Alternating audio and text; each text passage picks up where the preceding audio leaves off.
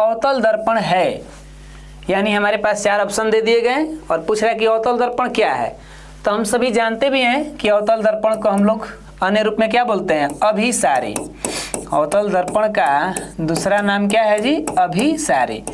और क्यों ये अभिसारी पड़ा था ये पता है, क्योंकि इस दर्पण में खूबी क्या होती है कि जब भी इस दर्पण के मुख्य अक्ष के समांतर जो भी किरणें आती हैं तो जितना भी आएंगी उन सबको क्या करेगा, ये परावर्तित करके एक बिंदु पर कहीं ना कहीं मिला देता है। तो इसी वजह से इसका नाम बन गया था क्या, अभिसारी दर्पण। तो इस आधार पे हम कह सकते हैं कि अवतल दर्पण क्या है, यह है अभिसारी। अगर इसी के जगह पे उत्तल रहता तो हम लोग क्या आंसर दे देते, उस कंडीशन में ये हो जाता अपसारी। ठीक है ना। तो ये हमारा पहला क्वेश्चन। अब चलते हम लोग अगला की तरफ और देखा जाए अगला क्वेश्चन क्या कह रहा है। तो देखिए ये क्वेश्चन कह रहा है जी, उत्तल दर्पण में आवर्धन का महत्तम मान, ध्यान रखना है महत्तम पूछ रहा है। महत्तम मतलब क्या, अधिक से अधिक एक उत्तल दर्पण में आवर्धन का मान क्या हो सकता है। अब हमारे पास ऑप्शन भी है 2, 1, हाफ है और अनंत है। तो हम सभी को ये पता है कि उत्तल दर्पण जो होगा वो अपना प्रतिबिंब कैसे बनाता है, सीधा बनाता है। ये तो हमें पता है भी किया है, ठीक है ना। तो सीधा प्रतिबिंब बना दिया, और जो प्रतिबिंब सीधा होगा वो कहीं ना कहीं क्या होगा, प्लस में ही होगा। उल्टा प्रतिबिंब का चिन्ह क्या होता है, माइनस होता है। तो प्लस अगर हम गिनती भी शुरू करें, प्लस की गिनती, तो कहाँ से लेकर चलते हैं हम लोग, 0 से, 0, 1 ऐसे करके लेकर चलते हैं। आखिर 0 से हम लोग इधर आ जाए तो माइनस हो जाएगा, और माइनस की जो गिनती होगी वो किसके लिए होगा, अवतल दर्पण के लिए। तो उत्तल हमारे प्लस में हो गए। तो अब हम ये देख रहे हैं कि कहाँ से कहाँ जा सकते हैं, 0 से 1 तक जा रहे हैं। तो ये हमारे प्लस को 2, 3, लेकिन हमारे यहाँ तो 2 भी ऑप्शन दे दिया है, हाफ भी है। अब हम कैसे करें, तो ये बताइए कि आवर्धन का हमारा अगर सूत्र देखा जाए तो प्रतिबिंब की ऊंचाई बटा में वस्तु की ऊंचाई। तो प्रतिबिंब की ऊंचाई जो होगी इस उत्तल दर्पण में क्या होता है, ध्यान रखिएगा, उत्तल दर्पण में हमारा जो वस्तु होता है इससे कहीं ना कहीं हमेशा प्रतिबिंब क्या बनता है, छोटा ही बनता है। ये तो बात क्लियर है सर।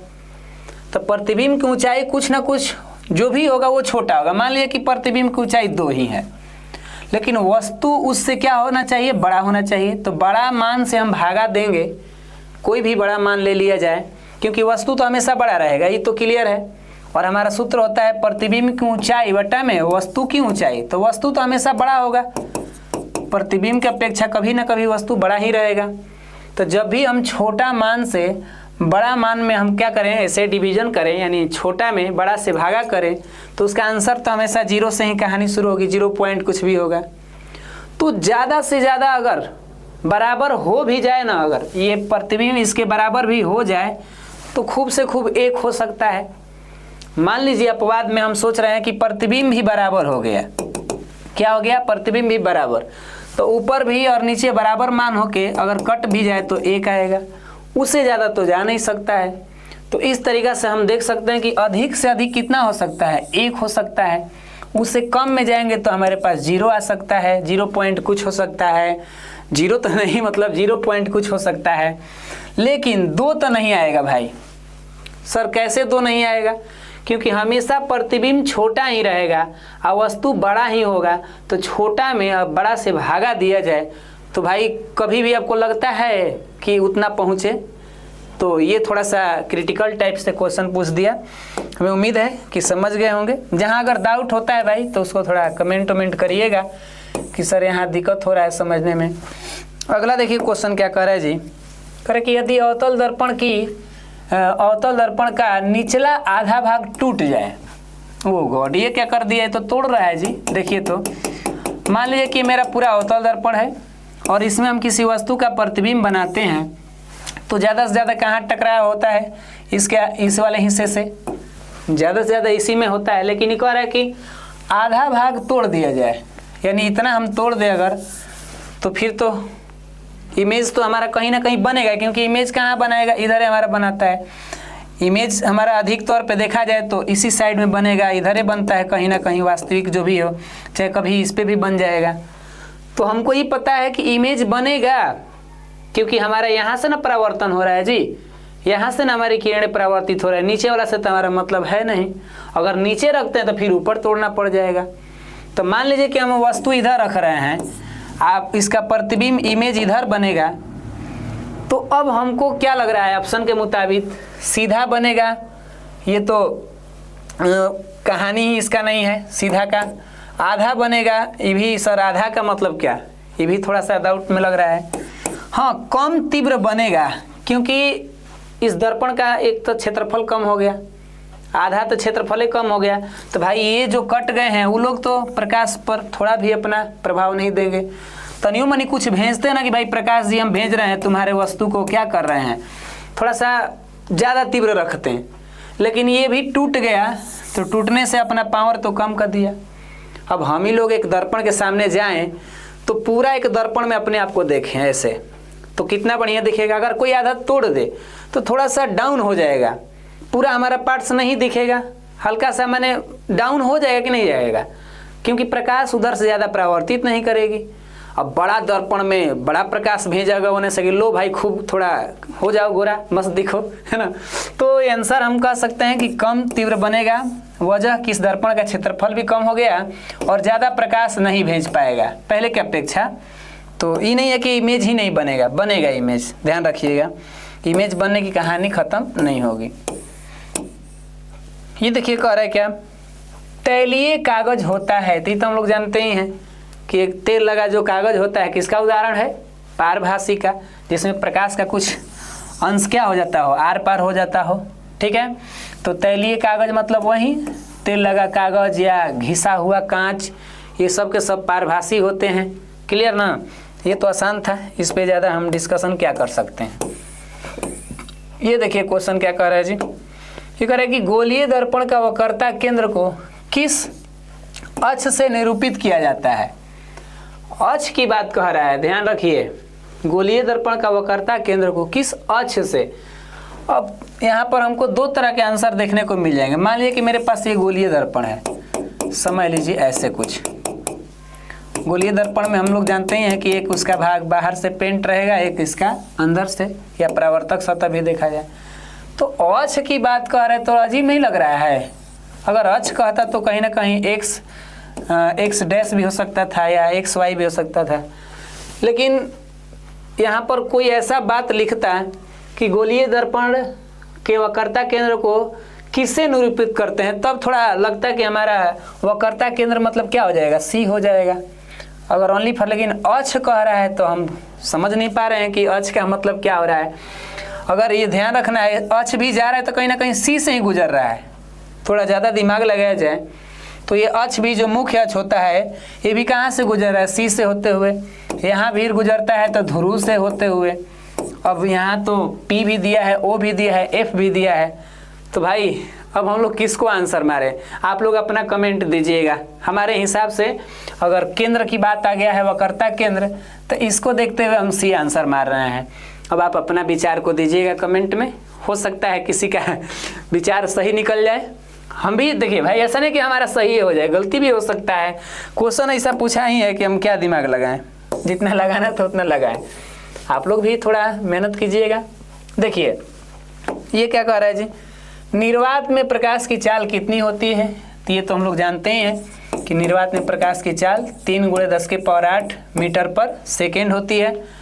कभी कभी ये वैल्यू को किलोमीटर में भी अगर पूछ दे तो क्या कह सकते हैं हम इसको अगर चेंज कर देंगे तो कितना हो जाएगा, 3 × 10⁸ किलोमीटर पर सेकेंड, क्योंकि हम लोग भागा करके क्या में चेंज कर लेंगे, किलोमीटर में 1000 से, तो कुछ ऐसे हो जाएगा।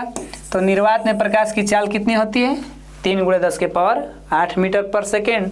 इसका मतलब क्या हुआ, इसका मतलब हुआ कि हमारा जो प्रकाश है 1 मिनट में कितना दूर तक जा सकता है। सॉरी सेकेंड की बात है ना, मिनट कह दी। 1 सेकेंड में कितना दूर तक जा सकता है, देखिए तो 3 पर 8 गो 0, हाँ ध्यान रखिए, इतना मीटर। इसका मतलब इकाई, दहाई, सैकड़ा, हजार, 10,000, लाख, 10 लाख, करोड़, 10 करोड़, यानी 30 करोड़ मीटर हमारे प्रकाश जी 1 सेकेंड में जा सकते हैं। इतना इनके पास क्षमता है। यानी इस पूरे पृथ्वी पर कहें या इस पूरे ब्रह्मांड में प्रकाश की गति जैसा कोई वैज्ञानिक तौर पे प्रमाणिक खोज नहीं हुई। ये तो लोग बुझावल में कहते हैं कि मानव मस्तिष्क का सोच होता है, वो तो ठीक है, लेकिन वैज्ञानिक रूप में प्रमाणित जो है प्रकाश की चाल ही है जो सबसे अधिक चल सकता है इस पूरे ब्रह्मांड में, ठीक है ना। उसके बाद अभी तक हमको जानकारी नहीं है। तो कितना होता है 3 × 10⁸ मीटर पर सेकेंड होता है। उम्मीद है आप लोग ये तो समझ ही रहे हैं, आसान सा क्वेश्चन था। अगला क्या कर रहा है जी, ये कह रहा है कि दंत विशेषज्ञ मरीजों के दांत को बड़ा प्रतिबिंब देखने के लिए किस दर्पण का उपयोग करेंगे। भाई साहब, जो मरीज होते हैं उनका डॉक्टर क्या करते हैं, मान लीजिए कि अंदर के हिस्सा देखना चाहते हैं, कोई दांत में गड़बड़ी है, तो एक छोटा सा लिए रहते हैं, उसमें अवतल दर्पण लगा रहता है और उसी को मुंह में करके चारों ओर घुमा के देख लेते हैं कहाँ कहाँ दांत में क्या दिक्कत है। तो ये तो आसान सा भी है, अवतल दर्पण आप लोग जानते भी हैं, इसका ज़्यादा हम लोग चर्चा नहीं कर सकते। अगला क्वेश्चन देखा जाए, देखिए तो क्या कह रहा है जी, कह रहा है कि अवतल दर्पण के ध्रुव है और मुख्य फोकस के बीच में रखे बिंब का प्रतिबिंब की प्रकृति कैसी होनी चाहिए। ये तो वही है सर, फर्स्ट वाला जो अपवाद करता है, याद आ रहा है ना आप लोगों को। ये है हमारा ध्रुव और ये है हमारा मुख्य फोकस और इसी के बीच में क्या रखते हैं, वस्तु। तो यही वो एक ऐसा स्थिति होता है अवतल दर्पण में कि अपने सारे प्रतिबिंब से विपरीत कार्य करता है। क्योंकि अवतल दर्पण को हम लोग कैसे जानते हैं, इसमें वास्तविक बनता है, उल्टा बनता है, ये तो हम लोग को पता है। लेकिन ये क्या कह रहा है जी, कहाँ रख रहा है, ध्यान रखिए, यहाँ पर थोड़ा सा समझना होगा, क्योंकि ऐसा ना हो कि हम लोग का गड़बड़ी हो जाए सिस्टम। तो अवतल दर्पण के ध्रुव और मुख्य फोकस के बीच, तो ये तो इमेज इधर बनता है ना, ऐसे याद आ रहे हैं किसी को। ये तो काल्पनिक हो गए और साथ में सीधा भी हो गए, वस्तु से बड़ा भी हो गए, ये अपवाद वाला है कंडीशन। तो यहाँ ऑप्शन में क्या दिख रहा है, एक तो दिख रहा है आभासी और सीधा, ये तो सही लग रहा है, लेकिन काल्पनिक और सीधा ये भी सही लग रहा है। आभासी काल्पनिक ये भी तो भाई दोनों तो बतिया हुए है, काल्पनिक वर्ड और आभासी वर्ड में कोई बदलाव तो थोड़े है। तो सुनिए ना, हम लोग यहाँ पर चेंज कर लेते हैं वो को, इसको क्या किया जाए, इसको मान लीजिए कि ये काल्पनिक न होकर ये क्या लिख दिया है, वास्तविक लिख दिया हो, क्योंकि अब थोड़ा गड़बड़ हो सकता है। तो ये वास्तविक टाइपिंग मिस्टेक है भाई, चीज़ों को समझिए। तो अवतल में जब हम यहाँ रखते हैं किसी वस्तु को, यानी ध्रुव और क्या है मुख्य फोकस के बीच में, तो उस कंडीशन में इसका इमेज कैसा बनेगा, तो ये बनता होगा, हमारा कहानी है सीधा का, साथ में काल्पनिक भी बनता है और वस्तु से बड़ा बनता है। तो इस हिसाब से हम आंसर मान लेते हैं अपना बिफोर बॉय, पहले ऑप्शन में है, इसीलिए ये ना कि सर आप कहें सी को ही चेंज किए, वो भाई पहले ही बी आ गया था, तब उसको कहें कि हम चेंज करें, किसी आएगा ना। समतल दर्पण की फोकस दूरी कितनी होनी चाहिए, समतल दर्पण की फोकस दूरी कितनी होनी चाहिए। अब बताइए भैया, समतल दर्पण जो हमारा है ये कुछ ऐसे है, इसमें सबसे पहले तो ये बताइए कि फोकस पता कैसे करते हैं, फोकस दूरी वक्रता त्रिज्या क्या होती है, आधी होती है, तो पता है ही। और वक्रता त्रिज्या कैसे आकृति में बनेगा, त्रिज्या कहाँ बन सकता है, गोलाकार आकृति में। यही जो से हमारा दिमाग काम कर रहा है कि गोलाकार आकृति तो है भी नहीं किया है समतल दर्पण, तो इनमें तो यही तरह नहीं हमारा बुझा रहा है त्रिज्या। लेकिन जब प्रकाश इस पर आता है, इस पर समांतर रूप से प्रकाश आता है, तो ये भाई साहब क्या करता है, अपना समांतरे परावर्तित कर देगा, जैसे भी प्रकाश इस पर आएंगे। तो जब परावर्तित कर देगा तो इसकी त्रिज्या हम कहाँ से निकालें, इसकी त्रिज्या कहाँ मिलेगा। जैसे हमारा दर्पण था इसमें, तो इसमें हम लोग निकाल लेते थे कि ये ध्रुव रहता था, ये हमारा मुख्य फोकस होता था, इधर हमारा क्या होता था सेंटर, तो हम लोग निकाल लेते थे, याद आ रहा है ना, पता चल रहा है कि हम लोग यहाँ से निकाल लेते थे कि ये वक्रता केंद्र है। लेकिन सर हमें कहाँ वक्रता केंद्र मिलेगा, हमें तो पता ही नहीं चला कि इसका वक्रता केंद्र कहाँ से मापे हम, फोकस कहाँ जाएगा, इसका सेंटर किधर जाएगा। तो भाई ये बहुत दूर अनंत तक चला जाएगा, इसकी त्रिज्याएं हमारी मिलेगी ही नहीं, क्योंकि है ना तो त्रिज्या मिल जाएगा, लेकिन हमें कहाँ मिलेगा, हम किधर खोजेंगे। पहला नंबर तो गोल है नहीं इसमें, वक्रता के तो नाम आया नहीं है। तो यूँ समझिए कि इसका जब प्रकाश इस पे आता है समांतर, तो परावर्तित भी कर देता है समांतर, तो अब ये जाकर कहाँ मिलेंगे किरणें, आपस में दो जगह कहीं काटेंगे तबे ना, दोनों आपस में कब काटेंगे तब ना होगा भाई। तो वहाँ गया, तो वहाँ कहाँ जा सकता है, अनंत पे जाएगा, तो इस हिसाब से हमारा आंसर क्या होना चाहिए, अनंत होना चाहिए।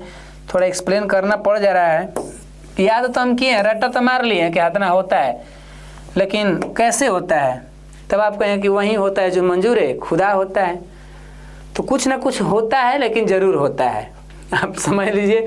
एक तो कहते हैं हम लोग जिसका कोई नहीं होता उसका कोई नहीं होता, तो उसका वही होता है जो मंजूर है, खुदा होता है। तो बड़ी अजीब बात है ना, ये कैसा कैसा नियम हम लोग लगा दे रहे हैं ना जी। निर्देशांक चिन्ह परिपाटी में सभी दूरियां कहाँ से मापी जाएगी, तो चिन्ह परिपाटी में सभी दूरियां कहाँ से मापते हैं, दर्पण अगर हो तो बता दीजिए। अवतल के चित्र बनाने में मज़ा आता है ना, चाहे उतलो ले लीजिए। कहाँ हैं आप, कहाँ हैं उतल भाई, खिसियाए हैं। तो जितने भी हमारे दर्पण हैं जिसमें अवतल उतल की बात हो रही है, तो इनमें चिन्ह परिपाटी के हिसाब से दूरियां कहाँ माप लेते हैं हम लोग, ध्रुव से मापते हैं ना, पी से। ये मेन है भाई, पोल। वो आदमी था गुस्सा में, क्या किया ना कि पोल पे चढ़ गया। पोल नहीं होता हम लोग के आसपास लाइन वाला खंबा वाला, अब गुस्सा में चढ़ गया पोल पे। अब आसपास लोग जुट के करे भाई गुस्सा थूक दो, गुस्सा थूक दो। अब वो गुस्सा थूकने में थूक दिया नीचे, तो लेगो और ही नीचे किसी का पड़ गया, वो बेचारा गुस्सा हो गया, वो लगा पोल पे चढ़ने। तो एक तो बेचारा गुस्सा में वो उसको थूकवाया जा रहा था, इहो चढ़ भी हो थूक गया, तो फिर कौन पड़ेगा।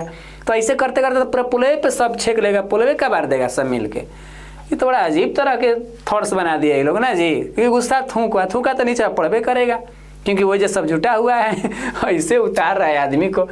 अजीब अजीब तरह के लोग रहते हैं ना इस धरती पर। तो कहाँ से मापेंगे हम लोग, ध्रुव से माप लेंगे। चलिए बढ़िया बात है, आगे बढ़ा जाए। प्रकाशिक माध्यम कितने प्रकार के होते हैं, प्रकाशिक माध्यम हम लोग को भी पता है ना कि प्रकाश के चलने के आधार पे पदार्थ को कब भागों में बांट दिए थे, 3 भागों में। एक का नाम क्या बनाए थे, पारदर्शी, याद आ रहा है कुछ कुछ। एगो हो गया था पारदर्शी, एगो क्या हो गया था अपारदर्शी, ठीक है। और एगो क्या था बता दीजिए, पारभासी, ठीक है सर। तो इस तरीका से पारभासी में कैसे रहता है, चलिए ना ऐसे लिख देते हैं। तो देखा जाए कि प्रकाश के आधार पे ये पदार्थ 3 तरह के बंट गए थे, जिनमें से प्रकाश पूरा तरह चल गया तो पारदर्शी बन गया था, जिसके हवा जल ले लिए थे हम लोग। अपारदर्शी वहीं जिसमें थोड़ा थोड़ा जा रहा था, जैसे अभी तैलीय लगा कागज़ की बात हुई थी। और पारभासी ये तो ईंट पत्थर वाला कहानी है, इसमें तो जाएगा नहीं।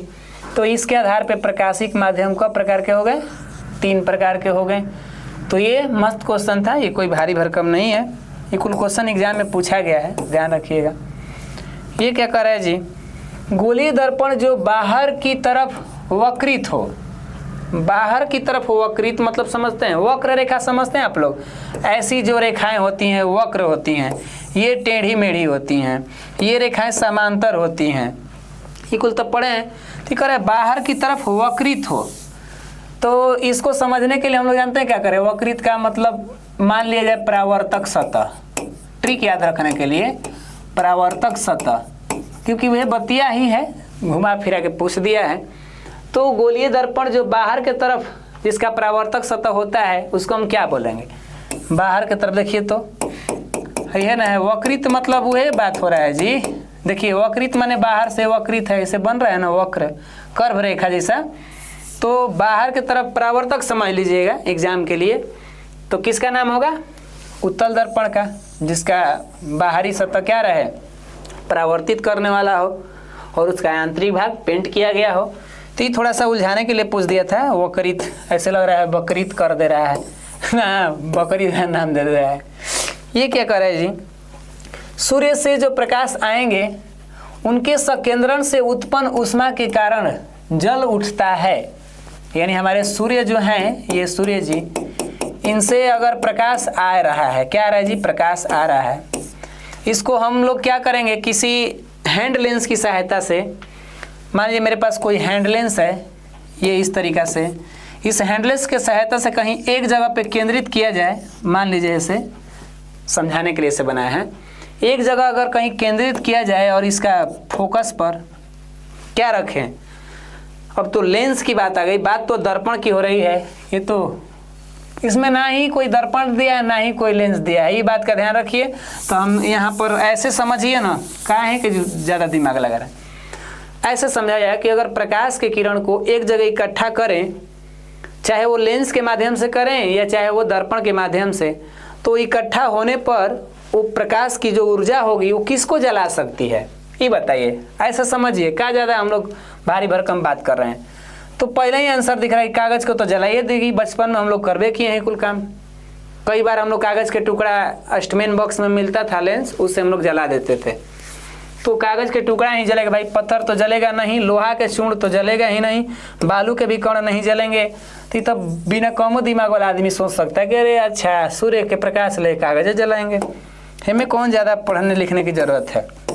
क्या जी, ये देखिए क्या कह रहा है, ये तो फेमस क्वेश्चन है ना। वाहनों के साइड मिरर पीछे देखने के लिए कहीं कहीं लिखता है पश्य दृश्य। क्या लिखता है? पश्य दृश्य। तो लोग भुला जाते हैं कि पश्य दृश्य क्या है भाई। पीछे के देखने वाले साइड मिरर, जो लिखा है ना अंग्रेजी साइड मिरर, इसको हिंदी में हम ये भी कह सकते हैं पश्य दृश्य। तो पीछे की चीज़ों को देखना होगा तो भाई ड्राइवर अपना जो गाड़ी चलाता है उसके सामने लगे रहते हैं ना ऐसे, चाहे वो मोटरसाइकिल में हो या अन्य वाहन में हो। तो जब गाड़ी चलाते हैं तो उनके सामने दो लगा रहता है, पीछे को हेने से ताक सकता है, को हेने से। तो हम लोग जान ही रहे हैं क्या होगा, उत्तल दर्पण होगा। क्यों होगा सर, यहो क्वेश्चन बनता है। क्योंकि भाई इसमें आप लोगों को पता भी है कि वस्तु का जो प्रतिबिंब में बनता है वो छोटा बनता है और सीधा भी बनता है और थोड़ा विस्तृत क्षेत्र मिल जाता है। विस्तृत क्षेत्र माने वस्तु उसमें बढ़िया से दिखाई दे देगी, ये ना कि वस्तुएं इतना बड़ हो जाए कि दर्पण वे छोटी को होने लगे, तो भाई धक्का वक्का लग जाएगा, एक्सीडेंट हो जाएगा। इसीलिए अगर दर्पण इतना बड़े को है और वस्तु दिखेगी इतना एरिया में, तो भाई हाई सब क्षेत्र मिला ना इसको हेने से बढ़िया से देखने के लिए हर एंगल से, तो ये कहलाता है विस्तृत क्षेत्र मिल गया इसको। अब ही ना हो कि हत्ते को दर्पण हो और वस्तु दिख रही हत्ते को, तो भैया क्षेत्र मिला कहाँ, हेने कुल भाग तो कटने लगा, हेने का हिस्सा कटने लगा। ये मतलब था, समझना है तो ऐसे समझिए ताकि बाउंस न करे हम लोगों को। ये देखिए लाइट वाइट भी कर रहे, कट रहे हैं क्या, आगे समझिए। प्रकाश गमन करता है, ये तो आप लोग आंसर दे देंगे ना, प्रकाश गमन करता है। चलिए आगे बढ़ते हैं। ये तो सब जान ही रहे हैं कि प्रकाश कैसे गमन करेगा। हाँ, बड़े लेवल पे जाएंगे ना, अभी तो हम लोग जाना कि प्रकाश कैसे गमन करता है, लेकिन बड़ा लेवल पे जाएंगे तो थोड़ा सा चेंजिंग होता है बात का, उसमें कुछ गहराई से पहुंचते हैं। उत्तल दर्पण के सामने एक वस्तु को रखा गया है जिसकी प्रतिबिंब की प्रकृति कैसी होगी, यह आप बता सकते हैं। पीछे हम लोग बात कर लिए हैं, उत्तल दर्पण में प्रतिबिंब कैसा बनता है हम समझा दिए हैं पीछे। ये क्वेश्चन क्या कर रहा है जी, कौन दर्पण का सूत्र होता है। तो दर्पण का सूत्र हम लोग को पता है 1/f बराबर 1/v प्लस 1/u, या इसी को हेने भी रख देता है ना 1/v प्लस 1/u बराबर 1/f। ये केनहू से कान हेने होने से पकड़वा दे, जहाँ पर f क्या बताता था, फोकस दूरी, v प्रतिबिंब की दूरी और u वस्तु की दूरी बताती थी।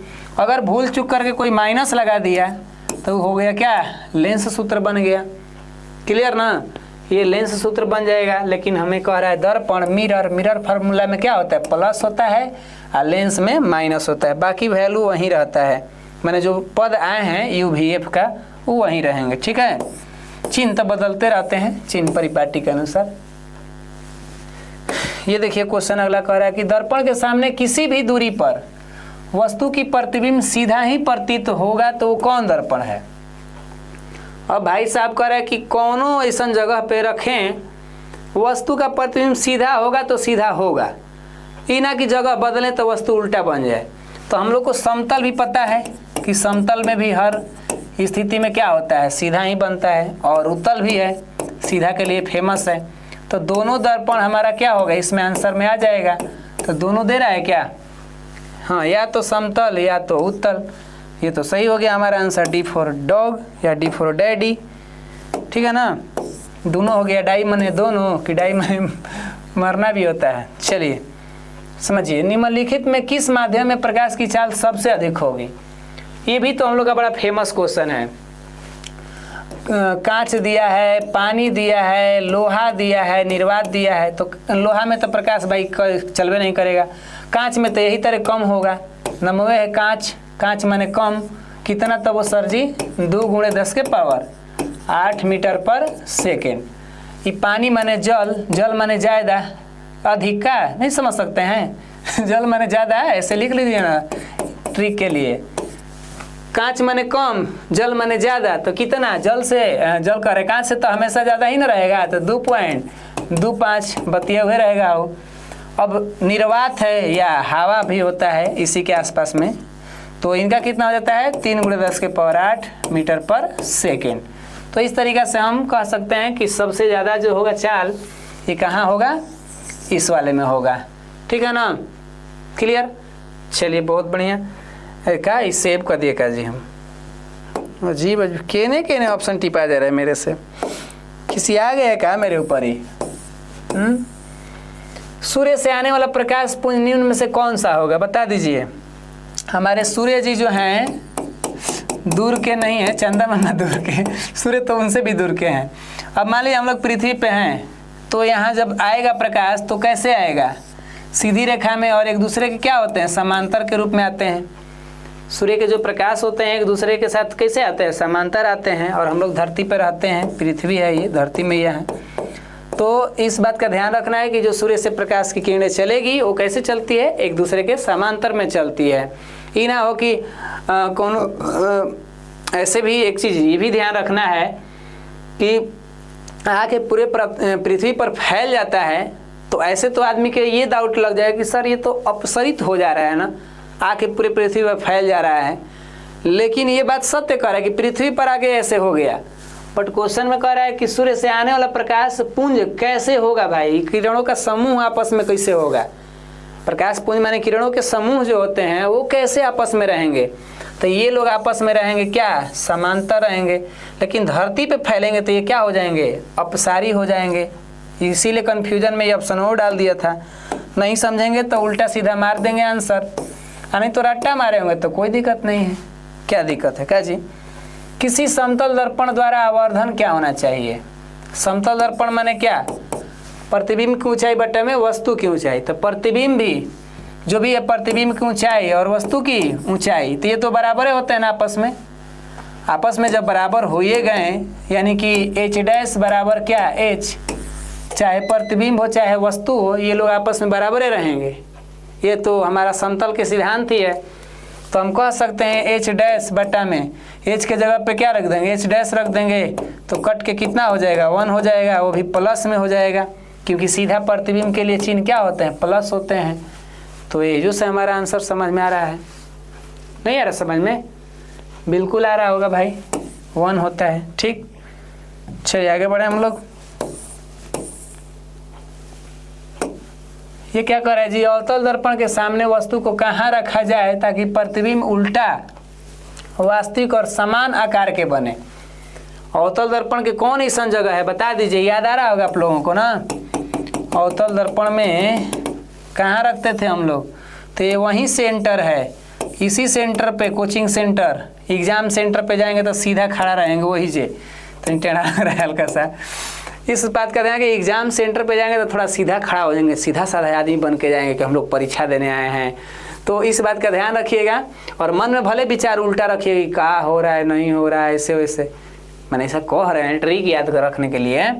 तो इस तरीक़ा से हमारा देखा जाए कि सेंटर पे ना वस्तु रखते हैं तो सीधा या उल्टा बनता है, और सीधा उल्टा कर रहे हैं, उल्टा बनता है, वास्तविक बनता है, और बराबर तो वक्रता केंद्र होगा इसका आंसर ना। चलिए, ये सब आसान था, कोई भारी भरकम नहीं है। ये चैप्टर भी आसान होगा तो इसका भारी भरकम पढ़ाई कहाँ से होगा। उत्तल दर्पण में बना काल्पनिक प्रतिबिंब क्या होना चाहिए? तो उत्तल दर्पण में जो प्रतिबिंब बनता है वो क्या बनता है जी, छोटा बनता है और सीधा बनता है। तो सीधा तो है जो है, लेकिन आवर्धित, आवर्धित मतलब सर क्या होता है, तो ये तो हम लोग जानते ही होंगे कि ये बड़ा होता है, मैग्नीफाइंग, अंग्रेजी में बोलते हैं मैग्नीफाइंग, जो भी है बड़ा होता है। उल्टा की तो बातें नहीं, फिर है वो में सीधा, लेकिन इसमें क्या लिखा है, हरासित लिखा है ना। समझ में आ रहा है वर्ड, थोड़ा सा नहीं बोलते, हरासमेंट हो गया है। कभी कभी कोई काम करके या कुछ ऐसा वर्क कर लेता, कहता थोड़ा हरास हो गया है मेरे को, तो कम हो गया है माने कुछ छोटा हो गया है, यूँ समझिए। तो इस तरीक़ा से हमारा आंसर ये होगा। थोड़ा कन्फ्यूजन के लिए ऐसा वर्ड लिख दिया था, आवर्धित, ये हरासित या जो भी है, ये अपने से हम समझ जाएंगे कि ये कम कह रहा है ना। ये क्या कर रहा है कि एक गोलीय दर्पण है, फोकस दूरी इनकी कितना है, फोकस दूरी जो है प्लस में दिया है 20 सेंटीमीटर। तो जैसे ही प्लस की बात आ जाएगी तो ध्यान रखना है कि उत्तल है, प्लस अगर आ गया तो क्या है जी, उत्तल है, ठीक है ना। अरे कैसे लिख रहे हैं, उत्तल। अगर माइनस आ जाए तो ये क्या है भाई, ये है अवतल, ठीक है। और भाई कभी कभी अपवाद में इहो प्लस ले लेता है एक बार, ठीक है ना। तो अपवाद वाले बात को तो छोड़ ही दिया जाए, लेकिन हर बार कसम खाइएगा कि उत्तल का चिन्ह क्या रखेंगे हम लोग, प्लस रखेंगे। दर्पण रहेगा तो अवतल है तो कभी अपवाद में माइनस रखेंगे, माइनस कह रहे हैं, कभी अपवाद में प्लस रखेंगे ना, तो ज़्यादातर क्या रखेंगे, माइनस से रखेंगे। तो हमको आंसर क्या बताना है, ये तो उत्तल हो ही गया। चलिए आगे बढ़ते हैं, समझ में आ रहा है ना। प्रकाश का वेग न्यूनतम होगा निर्वात, जल, वायु और कांच। ये भाई साहब आपको बताएं पीछे, इसका आंसर दे लीजिएगा। कमेंटो तो नहीं मारिए, एगो दोगो फेंक दीजिए तनी, 2-4 गोने से उठा के, तबे ना हम जानेंगे कि भाई मेहनत आप भी कर रहे हैं और हम भी कर रहे हैं। ना तो देख लीजिए किसकी मेहनत हो रही है। जो जितना अपना कर्म करेंगे, जितना मेहनत करेंगे, उनके हिसाब से ही तो उनको परिणाम मिलेंगे ना। इस प्रकृति में तो अन्याय होगे नहीं, हमारी कर्म है तो ज़रूर हमारे ऐसे होंगे कहानी। मोटर गाड़ी के चालक के सामने वही बात है, जो साइड मिरर की पिछला देखना है चीज़ें, तो भाई मोटर गाड़ी चल रही है, आराम से गाड़ी चला रहे हैं, पीछे ताकना है उनको, तो उनके साइडे में लगा रहता है दर्पण। अभी ना कि मेन उसका कह दीजिए कि आगे वाला शीशा बात, तो भाई वो तो पारदर्शी है, उनमें तो देखना है ना कि सामने रोड पे दिख रहा है कि नहीं दिख रहा है, वो पेंट वेंट थोड़े हुआ है। तो उसके सामने कौन रहता है, तो यही हमारा रहेगा क्या, उत्तल दर्पण। पीछे का देखना होगा तो कहीं कहीं बस उसमें देखते हैं ना कि वो ड्राइवर के सामने जो है ना ऊपर है, वो लगा देता है, वो अवतलो दर्पण लगा देता है। वो कभी कभी नहीं देखे बस में ड्राइवर चला रहे हैं ना, उनके कापरा के हल्का सा ऊपरा जो है लगा देता है, लेकिन अवतलो लगा देता है, उत्तलो लगा देता है कहीं कहीं, मैंने ऐसा उन लोग के ऊपर डिपेंड करता है। लेकिन ज़्यादा फेमस कौन है, तो हमारा उत्तल दर्पण है, चाहे साइड मिरर हो या चाहे जो भी पीछे का देखना हो, उत्तले फेमस है। कौन लगवा दे अपवाद में तो हम लोग क्या करें, कौन के हम लोग के घर के खा जी। ये देखिए मोटर कार के हेडलाइट में किस प्रकार का प्रयोग होगा। अब हेडलाइट की बात कह रहा है, जो ट्रक व्रक है तो भाई उनके लाइट लगे रहते हैं ना, बड़े गो ऐसे बड़े बड़े भोभा टाइप के रहते हैं ना, रात के बढ़ता है तो उनका आकार ऐसा होता है लाइटवा का। तो उसी के अंदर छोटी को, मैंने छोटी को कहेंगे, बड़े को बल्ब लगे रहते हैं ऐसे। मान लीजिए कि इसको समझने के लिए हमें वो कुछ व्यवस्था बनाए, कैसे बनाए जी प्रभु।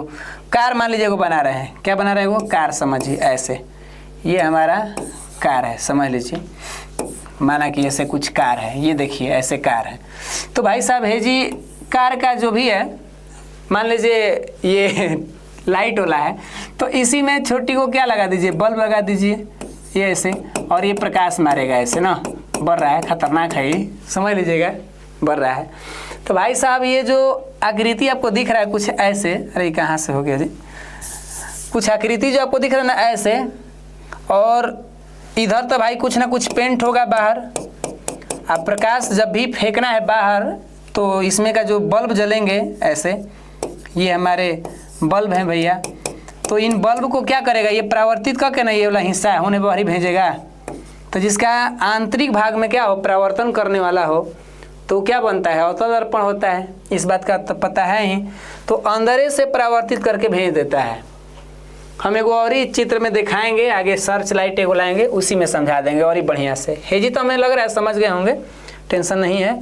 तो ये क्या होना चाहिए, अवतल दर्पण होना चाहिए, ठीक है ना। चलिए आगे बढ़ते हैं।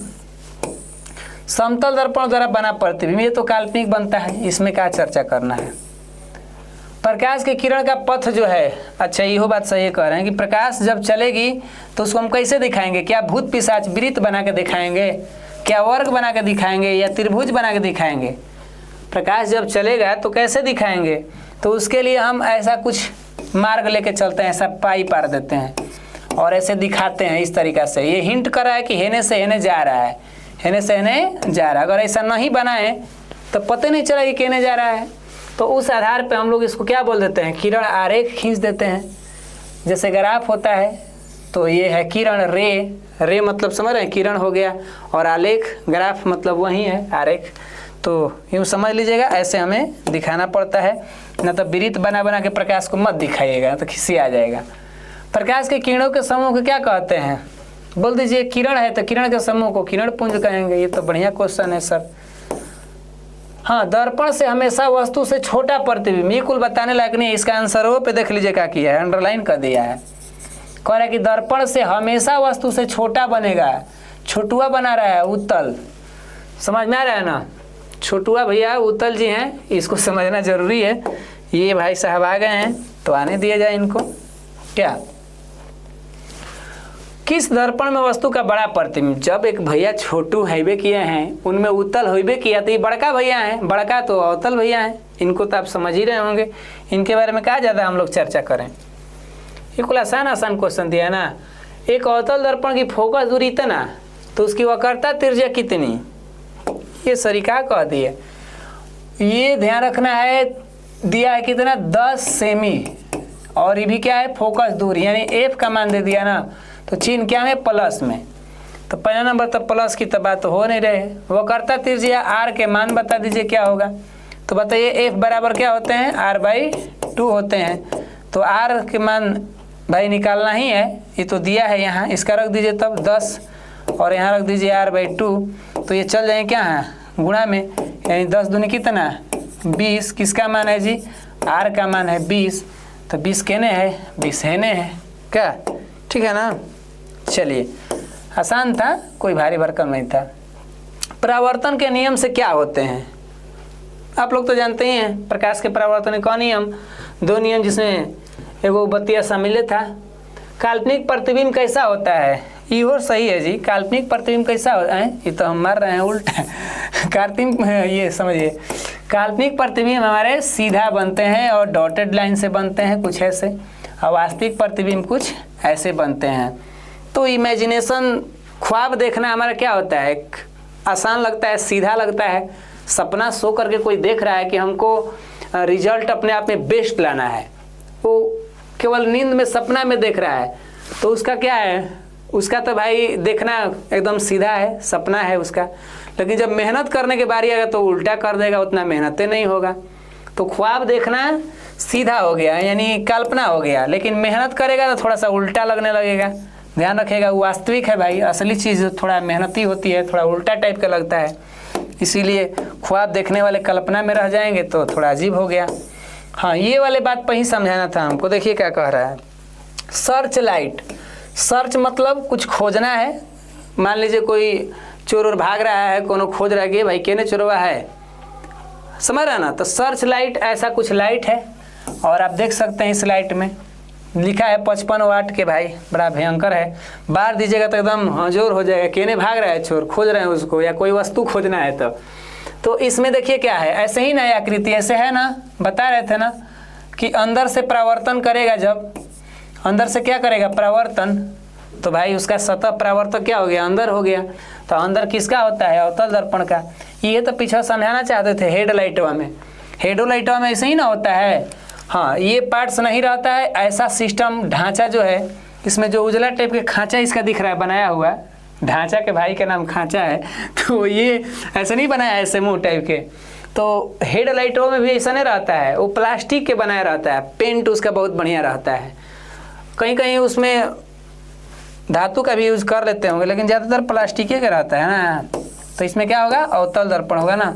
दाढ़ी बनाने में देख लीजिए, जी दाढ़ियों बना रहे हैं वो भैया, देखिए भाई कितना मस्त दाढ़ी बना के अपना देख रहे हैं। अभी बनाने वाले हैं, सोच रहे हैं कि बनाए कि नहीं बनाए, अभी इनका मन नहीं बना है तो कोई बात नहीं, लेकिन ध्यान रखना है कि थोड़ा दाढ़ी बनाना होगा तो अपने आप को तो नहीं बड़ा देखेंगे, ताकि बढ़िया से बने ना। तो फिर जाएंगे बहरी खराब बने तो लगेंगे लोग हंसने, ही दाढ़ी बनाया है, इसको टेढ़ा वेढ़ा बनवाया है। तो थोड़ा सा बढ़िया चित्र देखना होगा अपना, और अपना चित्र जब बढ़िया देखना है तो उसके लिए हमें क्या चाहिए, अवतल दर्पण चाहिए।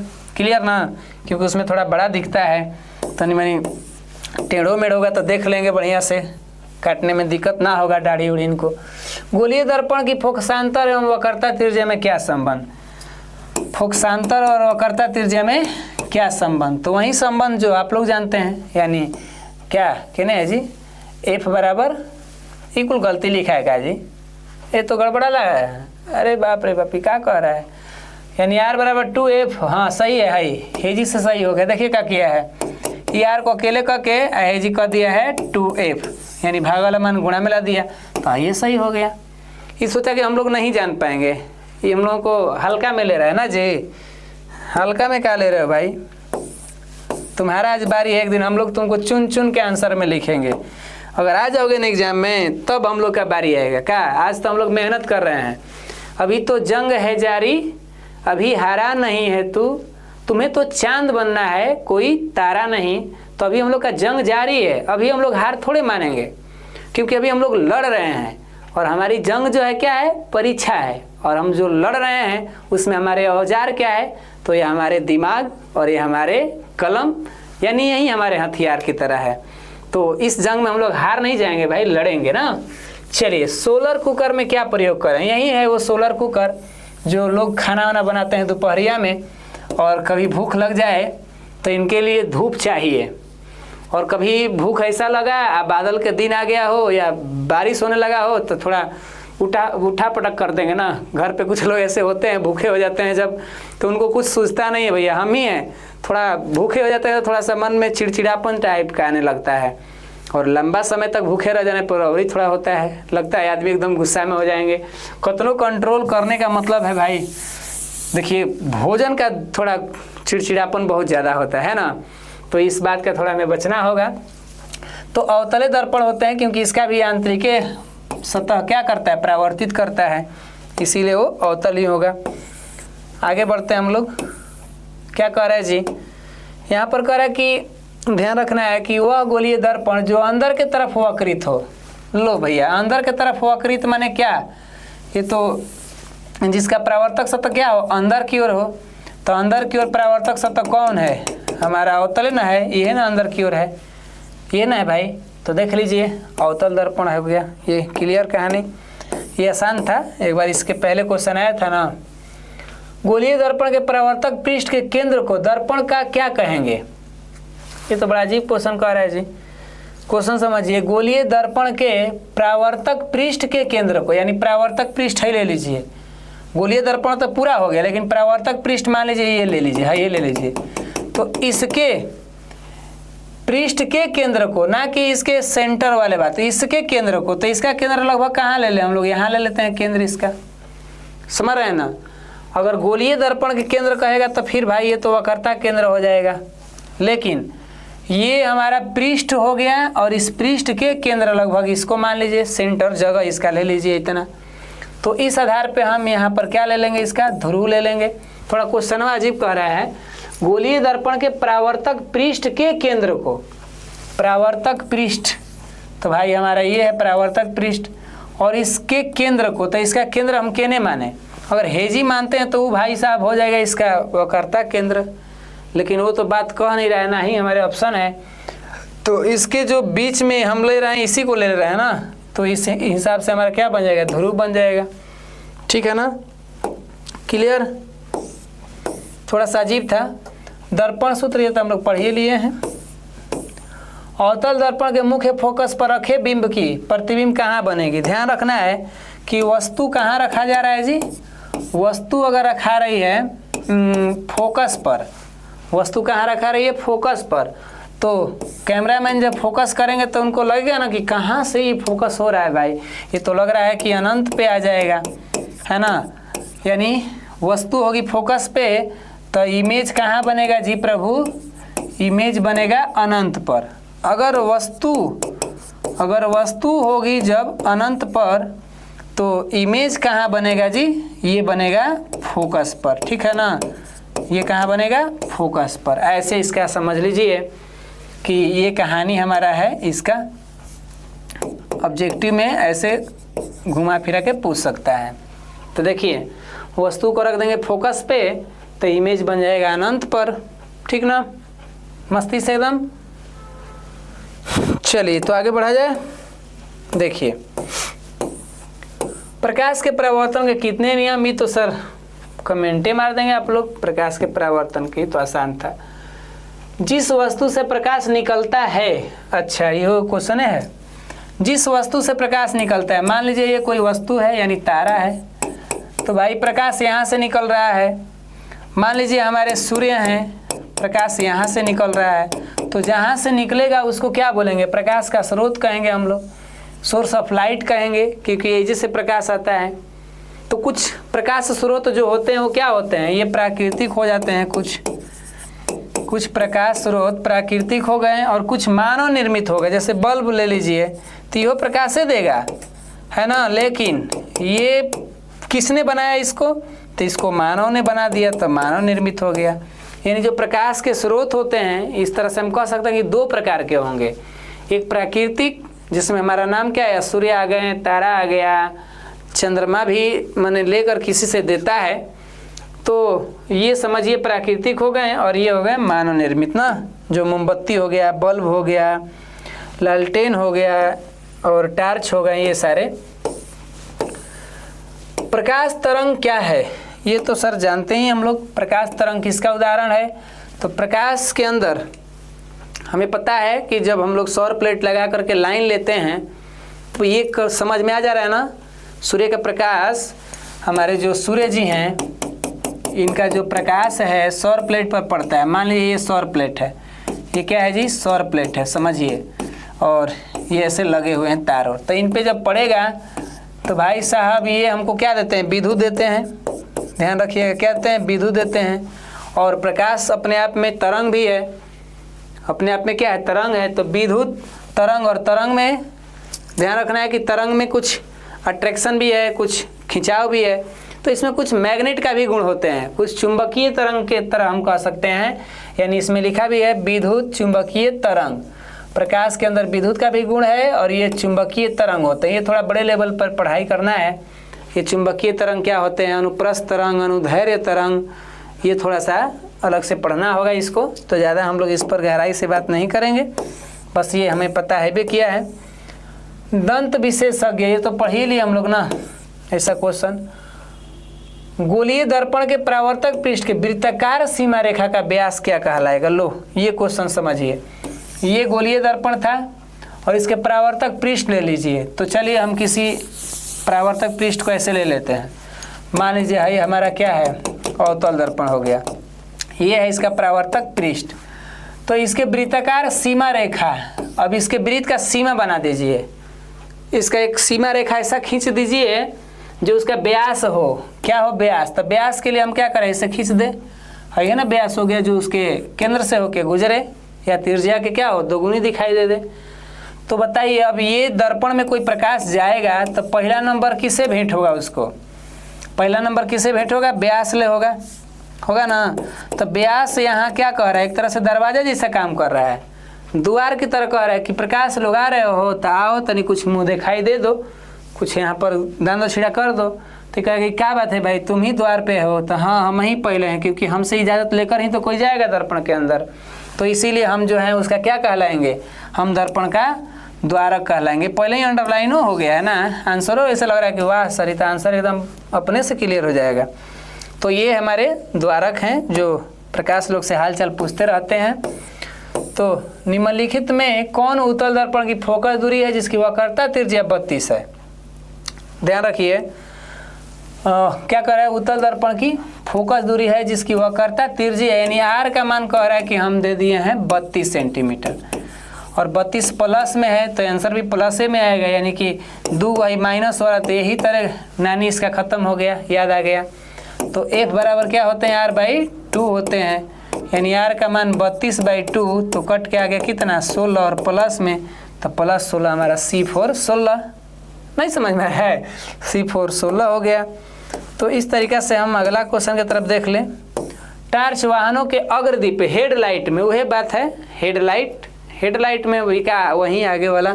तो कुछ क्वेश्चन भाई, इतना क्वेश्चन में 2-4 गो एक ही जैसे क्वेश्चन भी हो सकते हैं। अब थोड़ा इसको बढ़िया से देखा जाए तब ना इसको हटाना पड़ेगा। तो 1-2 क्वेश्चन तो लग रहा है पूरा तरह से कि गड़बड़ा गया होगा, इन्हें उन्हें पूछ दिया गया होगा। करे कि अवतल लेंस का आवर्धन बराबर क्या होना चाहिए? हम लोग दर्पण में जब आवर्धन की बात किए थे तो वहाँ पर क्या होता था? दर्पण में m बराबर -v/u, या इसका एक अपना खुद का ऐसे भी होता था, याद आ रहा है क्या, एच डैश बटे में एच। लेकिन बात आ गई क्या, लेंस में, और लेंस में जब आवर्धन पूछता है तो हमारा क्या हो जाता है, प्लस में ले लेते हैं। लेंस में आवर्धन का मान क्या हो जाता है, प्लस में, और साथ में ये अवतल है तो बात भी अच्छा है।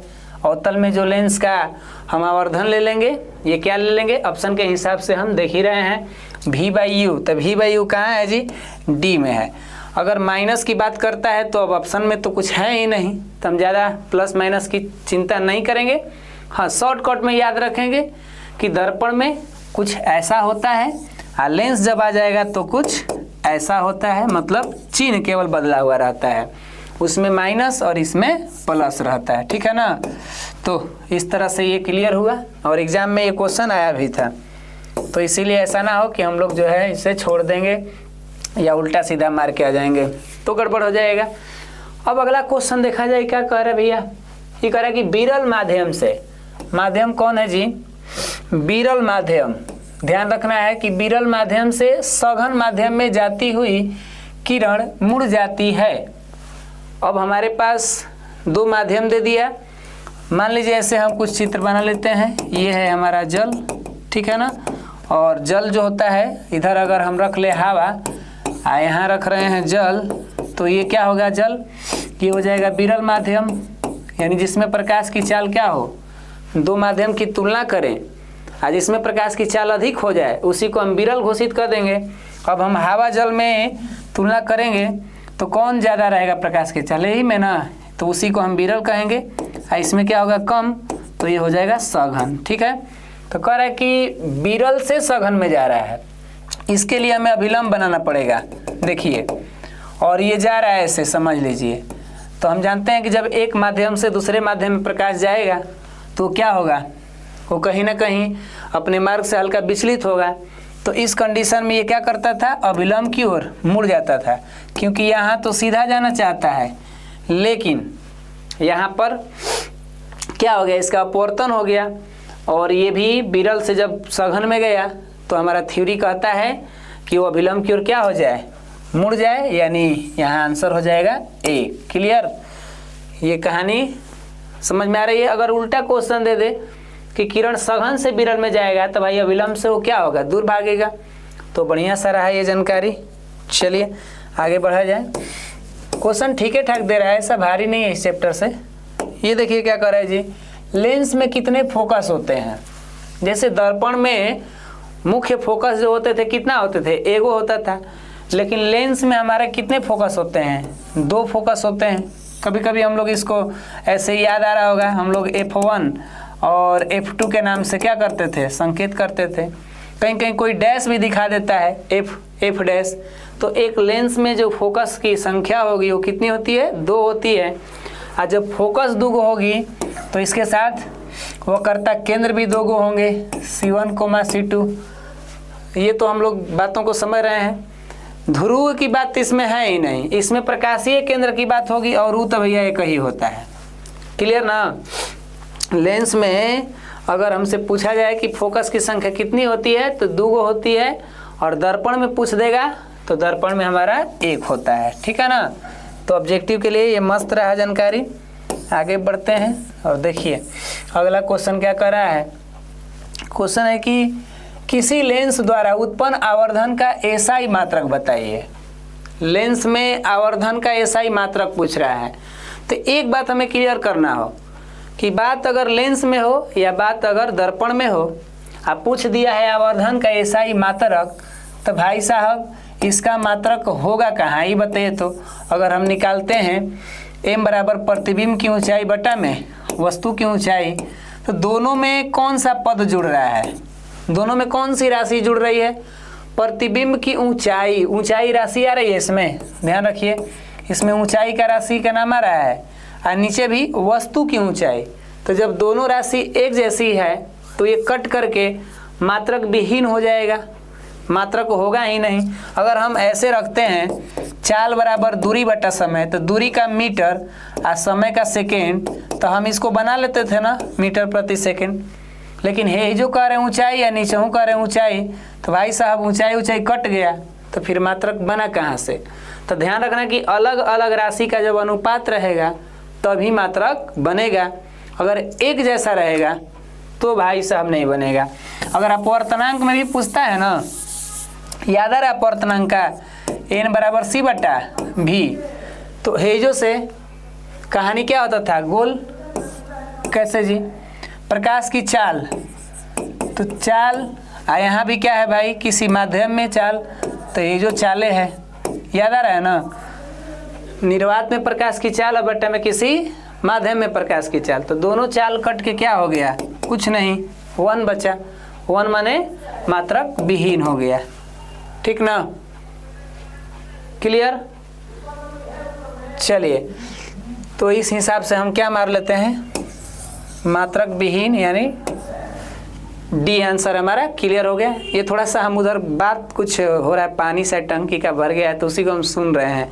अब आप लोग कहेंगे सर अचानक धीरे क्यों हो गए, तो उधर थोड़ा बात सुन रहे थे। चलिए, अब कोई मोटर बंद नहीं किया होगा तो ऐसे पानी काफ़ी गिर गया। देखिए आगे की तरफ बढ़ते हैं हम लोग। क्या करा क्वेश्चन, करे कि निम्नलिखित में से किस लेंस को अभिसारी लेंस कहते हैं। ऑब्जेक्टिव के लिए ध्यान रखना है कि अभिसारी लेंस, अपसारी लेंस और दर्पण के साथ साथ में बड़ा कन्फ्यूजन हो जाता है। इस कन्फ्यूजन को हम लोग कैसे दूर करें कि दर्पण में जाएगा तो क्या कहेंगे। देखिए दर्पण में क्या होता है, पहले नंबर हम समझ लेते हैं, अवतल दर्पण। अगर दर्पण की बात कहे तो अवतल, लेकिन लेंस की बात कहे तो उसी का विपरीत हो जाएगा क्या, उत्तल। समझ में आ रहा है ना, लेंस में जब कहेगा तो उत्तल और दर्पण में कहेगा तो अवतल, ये दोनों को मिल करके हम अभिसारी वर्ड का यूज कर लेते हैं। अब इसको क्यों कहते हैं, यहाँ से भी हमको क्वेश्चन तैयार हो जाता है 2 नंबर का। तो इस लेंस की खूबी क्या होती है, अंग्रेजी में इस लेंस को क्या कहते हैं, कन्वर्जिंग। जैसे लग रहा है कान को भर कर अपने तरफ खींच लेना, इसके अंदर ये ताकत है कि किसी व्यक्ति को कान भर के अपने तरफ ये खींच लेगा। कोई नहीं होता है कि कान भर के उसको भगा देगा, भड़का देगा, ये है अपने काम में लाने के लिए कान भर लेता है। मान लीजिए ये सभी लोग जा रहे हैं इसके तरफ, ये लोग प्रकाश की किरणें हैं, मुख्य इसके समांतर जा रहे हैं। लेंस ले जब टकराएं तो लेंस कहा कि भाई लोग तुम लोग कहाँ जा रहे हो, इन्हें उन्हें कहाँ भटकोगे, आओ और आकर मेरे इस मुख्य बिंदु पर कहीं काटो, और सब लोग एक ही जगह पर क्या हो जाओ, अभिसरित हो जाओ, जो कि वो बिंदु फोकस उसका बन जाता है ना, मुख्य फोकस।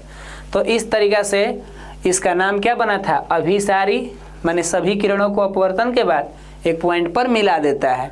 तो यूँ दिमाग लगाए कि उत्तल है तो ये बहुत सारे लोगों को अपने तरफ कन्वर्ज करेगा, मतलब भगाएगा नहीं उनको ना, बढ़िया आदमी है, ठीक है।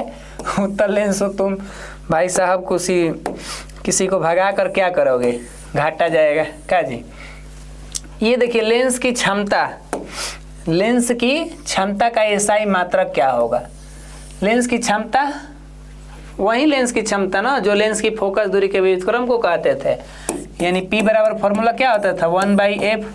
तो कभी कभी यहाँ पर f का मान क्या में रख देते हैं, मीटर में, तो इसी को हम लोग लिख देते थे मीटर इनवर्स। समझ रहे हैं ना। ये वाली बात जो है फेमस हो गई थी किस नाम से, डायप्टर के नाम से। ये फेमस किस नाम से हो गया था, डायप्टर। तो कभी आपको डायप्टर न देकर ऐसे भी दे सकता है, एक डायप्टर जो है 1 मीटर इनवर्स के क्या होता है, बराबर। तो अगर डायप्टर आएगा तो सही है, और नहीं तो मीटर इनवर्स आएगा तो भी मार देंगे। क्लियर ना, ये सूत्र से है इस कंडीशन में। तो यहाँ भी आप समझ गए होंगे। एंगस्ट्रम जो है किसका मात्रक है, ये है तरंग दैर्ध्य का। किसका मात्रक है, तरंग दैर्ध्य का। ये ल्यूमेन, लक्स, ये सब प्रकाश, ज्योति तीव्रता, ये कुल पढ़े होंगे हम लोग 9 क्लास में। राशि और उनके मात्रक, ये व्युत्पन्न राशि, ये सब पढ़े हैं ना, आधारी राशि, मूल राशि, कुल। तो उन्हें मत जाइए, दिमाग उधर घूमेगा, एक तरह की एग्जाम है इन्हें, हम लोगों ने जान के क्या करेंगे। देखिए तो एक न्यूमेरिकल आ गया कि एक लेंस की क्षमता जो है -5D। ध्यान रखना कि लेंस की क्षमता दे दिया है -5D, क्षमता मैंने पावर दे दिया -5D। पूछ रहा है फोकस उसकी क्या होनी चाहिए बताइए। तो फोकस ज़्यादा से ज़्यादा अगर हम लोग सूत्र में देखें तो मीटर में होता है, मीटर में होता है। हेजी वैल्यू जो है क्या में दिया है, सेंटीमीटर में। तो भैया अब हम कौन सा फॉर्मूला रखें जिससे हमको क्या हो, आसानी हो चीज़ें। तो देखिए P बराबर 1/f है ना। अब ये F फोकस जो है मीटर में है, लेकिन हम चेंज कर देंगे, अगर 100 से गुणा कर दें तो वो सेंटीमीटर में हो जाएगा। ठीक है, यहाँ से F को यहाँ ला दीजिए और ये हो जाएगा 1/P गुणे 100। ये 100 काहे किए थे सर, तो F का मान हमेशा मीटर में रहता है, हम चेंज कर दिए सेंटीमीटर में क्योंकि ऑप्शन हमारा सेंटीमीटर में है। तो अब हम करते हैं इधर जानकारी देखिए, तो 1/P का मान दिया ही है -5 गुणे 100। ठीक है, तो 5 से 100 कौ बार में कट जाएगा, 20 मर्द में 20 × 5 = 100, यानी -20 सेंटीमीटर हो गया, -20 सेंटीमीटर हो गया। तो इस हिसाब से B4 बॉय हमारा आंसर होगा। अब ये सर काहे ऐसे कर दिया, P का फार्मूला तो ओनली फॉर 1/f होता है। तो महान जी ये जो F होता है ये क्या में रहता है, मीटर में जी रहता है, लेकिन ऑप्शन में हमारा सेंटीमीटर आया है। लिखा है ना कि फोकस दूरी बताइए, तो फोकस दूरी सूत्र में क्या है, मीटर में है, लेकिन ऑप्शन में क्या दे दिया है, सेंटीमीटर में। तो मीटर को हम सेंटीमीटर में कैसे लाएंगे, तो कर देंगे इनमें क्या, 100 से गुणा कर देंगे, समझ में आ रहा है, तब जाके होगा बात। तो इसीलिए हमने ऐसा कर दिया है। बात क्लियर हुआ क्या। देखने में छोटा है, आसान भी है, लेकिन एग्जाम के टाइम ना कन्फ्यूज आइएगा नहीं आप लोग, नहीं तो फिर आप लोग कहेंगे कि सर आपने इतना मेहनत कराया और हम लोग कुछ कर नहीं पाए।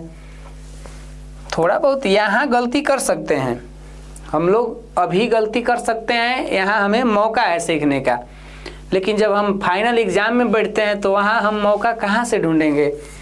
और दूसरे के ऊपर आधारित होकर के परीक्षा देने जाना ना, ये बड़ी मूर्खता है। कुछ लोग ना बहुत कम पढ़ता है, कहते हैं हम तो किसी दूसरे में से छाप लेंगे।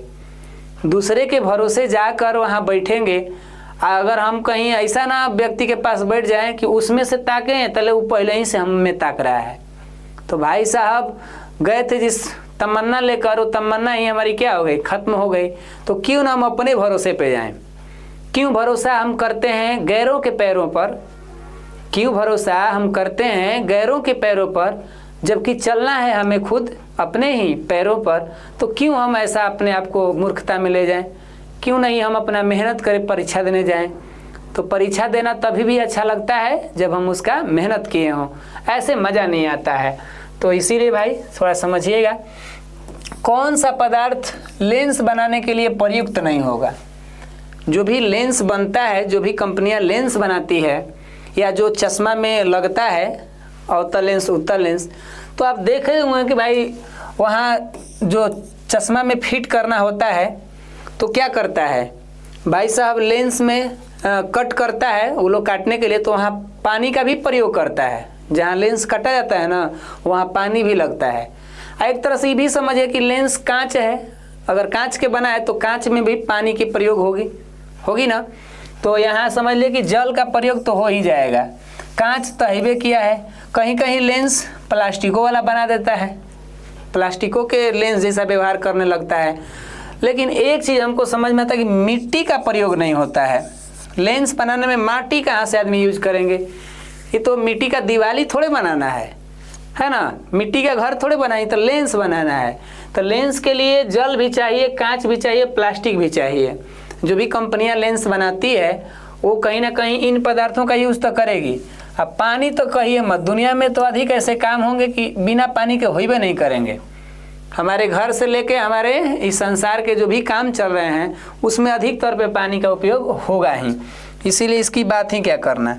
तो याद रखिएगा कि माटी या मिट्टी जो भी हम लोग घरेलू भाषा में कह रहे हैं उसका उपयोग लेंस के लिए नहीं करेंगे ना। ये देखिए क्या कह रहा है, जब प्रकाश की किरणें हवा से कांच में जाएगी तो वह मुड़ जाती है। वही बात है, हवा जो है अपने आप में क्या हो गया है, विरल हो गया है, और कांच अपने आप में क्या हो गया है, सघन। तो आप लोग इसका कमेंट करिएगा, क्योंकि अभी पीछे बताए हैं इस पर एक क्वेश्चन, तो कमेंट मारिएगा कि विरल से सघन में जाने पर इसका आंसर कौन होगा। जो भी पीछे वाली बात समझे होंगे तो हमको पूरा विश्वास है कि वो इसका कमेंट में आंसर सही देंगे। हम आपका वेट भी करेंगे कि कितने लोग इसका आंसर दे रहे हैं, ठीक है ना। हम भी रिप्लाई देंगे कि आपका सही है गलत है। तो आगे बढ़ते हैं। चलिए इधर देखा जाए क्या कह रहा है। कह रहा है कि किस माध्यम में प्रकाश की चाल अधिकतम है। 4 गो हमारे पास माध्यम दे दिया और कहा कि किस में प्रकाश की चाल अधिकतम है। तो हम लोग एक तो जानते थे निर्वात में कि प्रकाश की चाल अधिकतम है, लेकिन यहाँ तो निर्वात दिया ही नहीं। लेकिन निर्वात और हवा दोनों में लगभग एक ही मान लिया जाता है। ऐसे हवा में थोड़ा कम ही होता है, लेकिन प्रयोग के लिए, पढ़ने के लिए हवा और निर्वात को क्या मान लेते हैं, एक ही मान लेते हैं। माने प्रकाश की चाल के माध्यम में कि प्रकाश की चाल एहू में उतना ही रहेगा, इसमें भी उतना ही रहेगा। जल में भी कम होता है, शीशा में भी कम होता है, हीरा में भी कम होता है। अगर जानना चाहते हैं तो कितना होता है देखिएगा, 3 × 10⁸ मीटर पर सेकेंड जल है। तो जल भाई साहब कितना होंगे 2.25 × 10⁸ मीटर पर सेकेंड। शीशा मतलब कांच, कांच माने कम, एक बार बताए थे पिछले क्लास में, 2 × 10⁸ मीटर पर सेकेंड। हीरा, तो हीरा भाई सबसे कम यानी जल से एक कम मान लीजिए, तो 1 पॉइंट, ऐसे 2-4 भी लिखता है लेकिन ट्रिक के लिए हम लगभग में मान लेते हैं इतना हो जाएगा। मतलब क्या है, लगभग ले लीजिए इतना, कहीं कहीं इसमें पॉइंट के बाद मान में चेंजिंग भी कर देते हैं लोग। तो याद रखना है कि जल से एक कम होगा क्या, हीरा का, यानी सबसे कम है ये। भले देखने में लग रहा है ये 3, 2.25, 2 और यहाँ 1.25, तो सबसे कम किस में हो गया, हीरा में हो गया यहाँ पर प्रकाश की चाल। और सबसे अधिक कहाँ हो गया, तो हाई दोनों भैया में हो गया।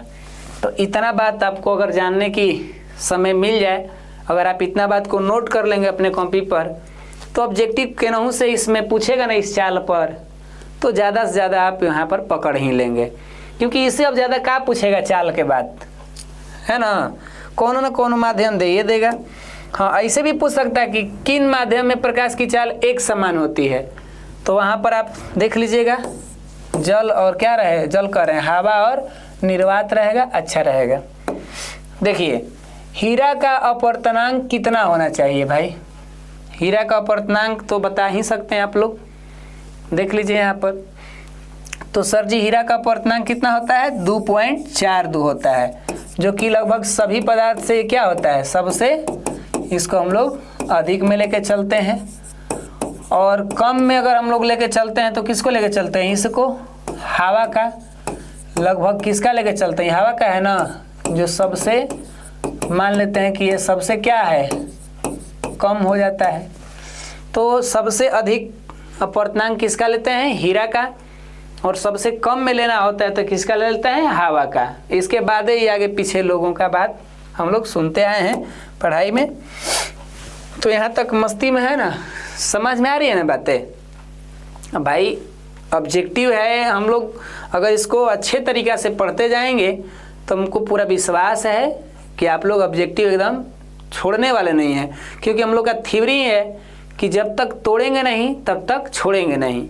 और यहाँ तोड़ने की बात क्या हो रही है, किसी का रिकॉर्ड, कोई रिकॉर्ड बना के गया है तो हम लोग भी एक नया इतिहास, एक नया रिकॉर्ड बनाना चाहें अपने मेहनत से, अपने पढ़ाई से, ना कि आप किसी के उम्मीदों को तोड़ दें, किसी के विश्वासों को तोड़ दें। ऐसा थ्योरी मत समझिएगा इसका, ठीक है ना। देखिए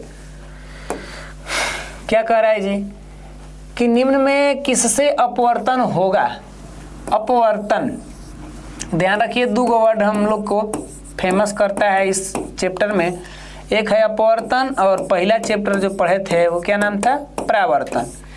तो अपवर्तन की बात कहता है तो हम लेंस का प्रयोग करते हैं ना, परावर्तन कहता है तो हम दर्पण का प्रयोग करते हैं, ध्यान रखिएगा इस बात का। अपवर्तन जब जुड़ गया तो लेंस, अब परावर्तन हो गया तो दर्पण। इसमें क्या दिया है, कांच, दर्पण, लोहा, लेंस, तो लेंस होगा, क्योंकि हम लोग इस बात को जान गए, भली भांति समझ गए। अगला देखिए क्या कह रहा है, ये तो न्यूमेरिकल है। न्यूमेरिकल में कह रहा है कि एक उत्तल लेंस की फोकस दूरी 20 सेंटीमीटर है, तो इसकी क्षमता क्या होनी चाहिए। ध्यान रखिए ये उत्तल लेंस की बात कर रहा है, और उत्तल लेंस जो है चिन्ह क्या होगा, पहले ध्यान रखिए, उत्तल लेंस, उत्तल लेंस में जो चिन्ह होते हैं ज़्यादा से ज़्यादा क्या होते हैं, प्लस में होते हैं। ध्यान रखना यही है कि उत्तल लेंस में जो चिन्ह होते हैं, चाहे वो प्रतिबिंब की दूरी हो, फोकस की दूरी हो, ये दोनों ही तो ज़्यादा फेमस है ना। वस्तु तो भाई माइनस में होगा, चाहे उत्तल लेंस हो या अवतल लेंस हो, उत्तल दर्पण हो या अवतल दर्पण हो, उन सब में वस्तु क्या होती है, माइनस। तो ध्यान रखना है कि यहाँ पर अगर अवतल आ जाए तो अवतल के जो लेंस होते हैं, अवतल कह रहे हैं, हाँ अवतल लेंस में ये चिन्ह क्या होंगे, माइनस हो जाएंगे। समझ में आ रही है ना बातें। अवतल में ये चिन्ह क्या हो जाएंगे, माइनस हो जाएंगे। ज़्यादा से ज़्यादा बात हम कह रहे हैं, इस बातों को समझिए। चिन्ह जब तक नहीं जानेंगे तब तक कहानी गोल है। तो बोल दीजिए फोकस दूरी कितना दिया है, 20 सेंटीमीटर, और क्षमता मतलब P पूछ रहा है, तो 1 क्या होता है, F। सेंटीमीटर में दिया है तो हमारा नियम कहता है कि यहाँ 100 से गुणा कर लीजिए। तो 1/F का मान रख दीजिए 20 × 100। अब 20 5 कितना, 100, यानी P बराबर क्या हो गया, 5D। अब चिन्ह की बात कर रहा है तो लेंस देख लीजिए, उत्तल है, क्या है जी, उत्तल, और उत्तल में चिन्ह क्या होता है, प्लस। तो यहाँ रख दीजिए प्लस, और प्लस हमारा आंसर होगा किधर, यहाँ तो भाई प्लस चिन्ह देवे नहीं किया है, यहाँ प्लस चिन्ह तो देवे नहीं किया है। अब हमें करना होगा इसको क्या, ऐसे आंसर सी। क्लियर ना। यहाँ भाई देखिए अब गलती हो सकता है, टाइपिंग में यहाँ पर कर दिया गया होगा, लेकिन हमारे नियम के मुताबिक कुछ ऐसे आंसर होंगे। आप टेंशन में नहीं रहिएगा। तो चलिए आगे बढ़ा जाए। ये भाई साहब चिन्ह के लेकर थोड़ा कन्फ्यूजन में मत आइएगा। अब देखिए ये अगला क्वेश्चन को क्या कर रहा है, थोड़ा समझा जाए, क्योंकि ये भी अपने आप में क्या दिया है, न्यूमेरिकल ही है कि एक उत्तल लेंस की जो क्षमता है वो 1 डायऑप्टर है। तो उस उत्तल लेंस की फोकस दूरी क्या होनी चाहिए। एक उत्तल लेंस की क्षमता 1 डायऑप्टर है तो इसकी फोकस दूरी क्या होनी चाहिए। मतलब क्षमता दिया है, P का मान दिया 1D, और फोकस पूछ रहा है कि बताइए क्या होगा। तो भाई P बराबर क्या होता है, 1/F। अब हमको ये भी ध्यान रखना कि ये सेंटीमीटर में दिया है, तो हम यहाँ से क्या कर लेंगे, 100 से गुणा। तो लाइए यहाँ पर कर दीजिए F बराबर क्या कर दीजिए, 1/P, क्योंकि P को यहाँ ला दीजिए, और गुणे कितना, 100। तो भाई साहब F बराबर P का मान 1 है, तो 1/1 गुणे 100। अब 1 कट गया तो 1, और 100 से करेंगे तो 100 सेंटीमीटर। F का मान 100 सेंटीमीटर प्लस में आ गया हमारा आंसर। तो हम क्या मार लेंगे, C फॉर कैट। कैट माने बिल्ली। नहीं समझ में आया तो लोग चले जाएंगे दिल्ली। ये तो अजीब तरह का लग रहा है दिल्ली क्या करने जाएंगे। उसी तरह वहाँ ब्लास्ट हुए हैं, बम ब्लास्ट लाल किला के पास, और ही एकदम लोग डरे हुए सहमे हुए हैं। और पता है ना लोग कैसे भावना वाले इस संसार में आ जाते हैं, क्यों अपने ही देश में गद्दारी कर बैठते हैं। बहुत से ऐसे लोग होते हैं, तो होते हैं इंसान जन्म लेने के लिए आ जाते हैं कि चलो भैया कभी हमको लोग बुरा के नाम से भी तो जाने, लेकिन बुराइयां कितनी भी बढ़े, जीत तो एक न एक दिन सच्चाइयां कहीं होती है। प्रकाश के अपवर्तन के नियम बता दीजिए। प्रकाश के अपवर्तन के कितने नियम होते हैं, 2 नियम होते हैं। प्रकाश के परावर्तन के कितने नियम होते हैं, तो परावर्तन के भी 2 नियम होते हैं। अपवर्तन के पहला नियम क्या कहता था, याद आ रहा है। अपवर्तन के पहला नियम बोल दीजिए, क्या कहता था कि आपतित किरण, अपवर्तित किरण और अभिलंब तीनों एक ही समतल में मिलते हैं। यही ना कहता है अपवर्तन का, कि आपतित किरण, अपवर्तित किरण और अभिलंब तीनों एक ही समतल में मिलते हैं। लेकिन दूसरा क्या कहता है भाई कि एक हमारा डायरेक्ट कहना है तो ऐसे कह दीजिए, साइन I बटा में साइन R बराबर एक म्यू नियतांक होता है। यानी किन्हीं 2 माध्यमों के लिए आपतन कोण की जगह साइन I और अपवर्तन कोण की जगह साइन R का अनुपात एक नियतांक होता है। ये थोड़ा सा दूसरा नियम हो गया, तनी अजीब लग रहा है। इसी को हम लोग स्नेल के नियम भी कहते थे, याद आ रहा है ना। स्नेल का नियम एग्जाम में पूछ देगा कि स्नेल का नियम क्या है, तो प्रकाश के अपवर्तन का दूसरा नियम को दहाड़ दीजिएगा, ताकि वहाँ से हमें क्लियर हो जाएगा 2 नंबर। और सूत्र भी फेंक दीजिएगा वही में, तनी मस्ती से एकदम। आगे बढ़ें। क्वेश्चन तो है, देखिए अभी जिसकी बात कर रहे थे वो आइए गया कि किसी माध्यम के अपवर्तनांक का मान बताइए। जो म्यू है, म्यू अपवर्तनांक था, म्यू को हम अपवर्तनांक भी कहते हैं ना, तो साइन आई बटा में साइन आर। जब कोण की बात कर रहा था ये, नहीं तो अपवर्तनांक बराबर क्या होता है, एन बराबर सी बाई भी। जब चाल की बात कह दिया तो ये वाला, और जब ये कोण की बात आ गया तो ये वाला। तो इसमें क्या हो जाएगा, साइन आई बटे में sine r, A for apple, है ना। चलिए आगे बढ़े। एक उत्तल लेंस क्या है भाई, एक उत्तल लेंस को अगर देखा जाए तो क्या है, बोल दीजिए तो। किनारे पर देख रहे हैं कि ये पतला है और बीच में क्या है, मोटू है, मोटू पतलू की जोड़ी है उत्तल लेंस। तो सभी जगह समान मोटाई का नहीं, बीच की अपेक्षा किनारे पर मोटा नहीं भैया, किनारे के अपेक्षा बीच में मोटा। जी बात तो सही है, किनारे के अपेक्षा बीच में क्या है, मोटा। तो हम कह सकते हैं कि ये हमारा आंसर सी फॉर कैट सही रहना चाहिए। समझ में आ रहा है ना बातें, ये तो सिंपल सा है, इस पे हम ज़्यादा बात क्या कर सकते हैं। ऐसे भी आप लोग हीरो हैं, नहीं हीरो। देखिए तो ही क्वेश्चन करें कि पानी में डूबे एक उत्तल लेंस की फोकस दूरी हवा में इसकी फोकस दूरी के अपेक्षा क्या होगी। मेरे पास अगर एक लेंस है, मेरे पास एक क्या है भाई, लेंस है, और इस लेंस की बात कर रहा है कि बताइए इसकी फोकस दूरी जो होगी, अगर इसको पानी में डुबा देंगे तो क्या होगा, तुलना किया जाए तो मान लीजिए कि पानी है मेरे पास, क्या है जी, पानी है। तो जब पानी में हम रख दे रहे हैं लेंस, समझिएगा ये लेंस को पानी में रख देंगे तो ये हवा में जब चलता है ना प्रकाश, हवा में जब चलता है तो इसका अपवर्तन अधिक होगा। ध्यान रखिएगा, जब हवा में प्रकाश चलेगा तो इसमें अपवर्तन क्या होगा, ज़्यादा होगा, यानी ये लेंस उस पर थोड़ा ज़्यादा अपना कार्य करेगा, उसको अपवर्तन ज़्यादा कर देगा। समझ में आ रही है बातें। लेकिन जब यहीं प्रकाश की चाल पानी में जाएगी तो पानी में थोड़ा सा क्या होता है कि भाई इसका जो ताकत है तनी कम लगने लगता है। समझ में आ रही है क्या, कम लगने का मतलब है इसमें प्रकाश की चाल भी कम हो जाती है और जल का अपवर्तनांक भी ज़्यादा हो जाता है। तो इस कंडीशन में ज़्यादा इस किरण पर अपवर्तन नहीं होता है। अपवर्तन मतलब होता है ऐसा नहीं है, लेकिन हवा की अपेक्षा इसमें अपवर्तन कम होता है, यानी झुकाव जो है कम होगा।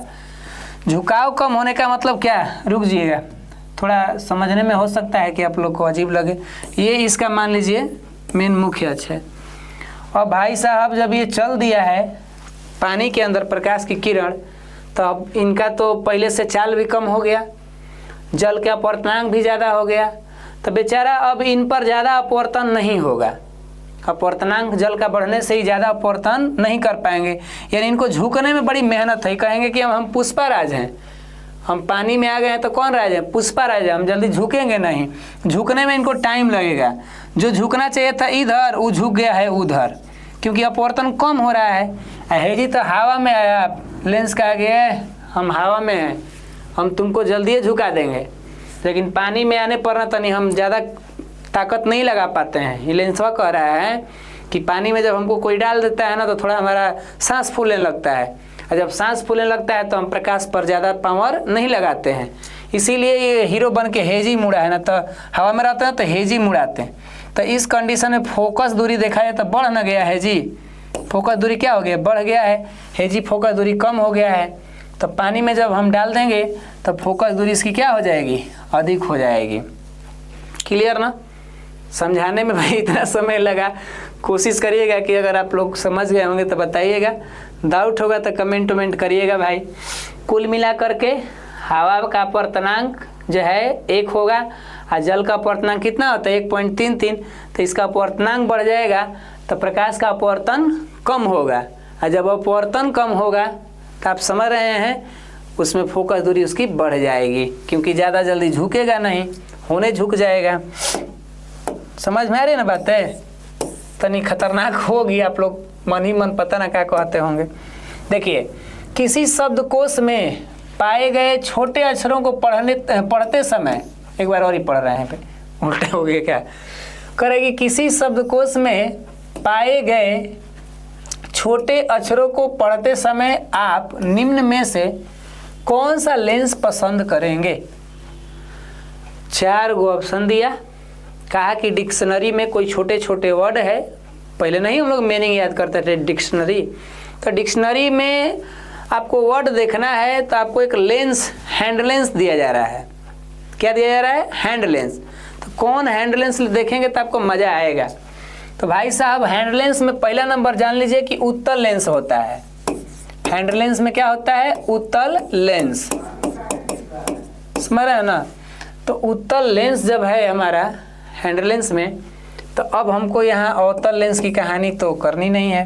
अवतल लेंस इसी तरह ख़त्म, इहो अवतल लेंस ख़त्म। 4 ऑप्शन में से 2 ऑप्शन ख़त्म, 2 गो बच गए। अब आप यही बताइए कि क लिखा हुआ है, एगो अक्षर है, हैंड लेंस ले आपको पढ़ना है। ये आपका हैंड लेंस है। हेने मान लीजिए कि आँख है, ये आँख। तो भाई साहब अब हम हैंड लेंसवा को जितना इसके नज़दीक रखेंगे उतना ही इसमें माने इस आँख को बढ़िया दिखाई देगा। अब समझ में आ रही है बात है? एगो यहाँ पर देख लीजिए, तो ये दूरी ले लीजिए, कितना ऑप्शन दे रहा है जी? एगो दे रहा है 5 सेंटीमीटर, मान लीजिए 5 सेंटीमीटर पे इसको रख रहे हैं। एगो क को हेजी है 50 सेंटीमीटर। तो भाई साहब कौन बढ़िया दिखेगा इस आँख को? बताइए। इस आँख भाई साहब मैंने इस आँख को कौन बढ़िया दिखेगा? तो मेरे हिसाब से तो हाई दिखेगा, क्योंकि हैंड लेंस इसके नज़दीक में है।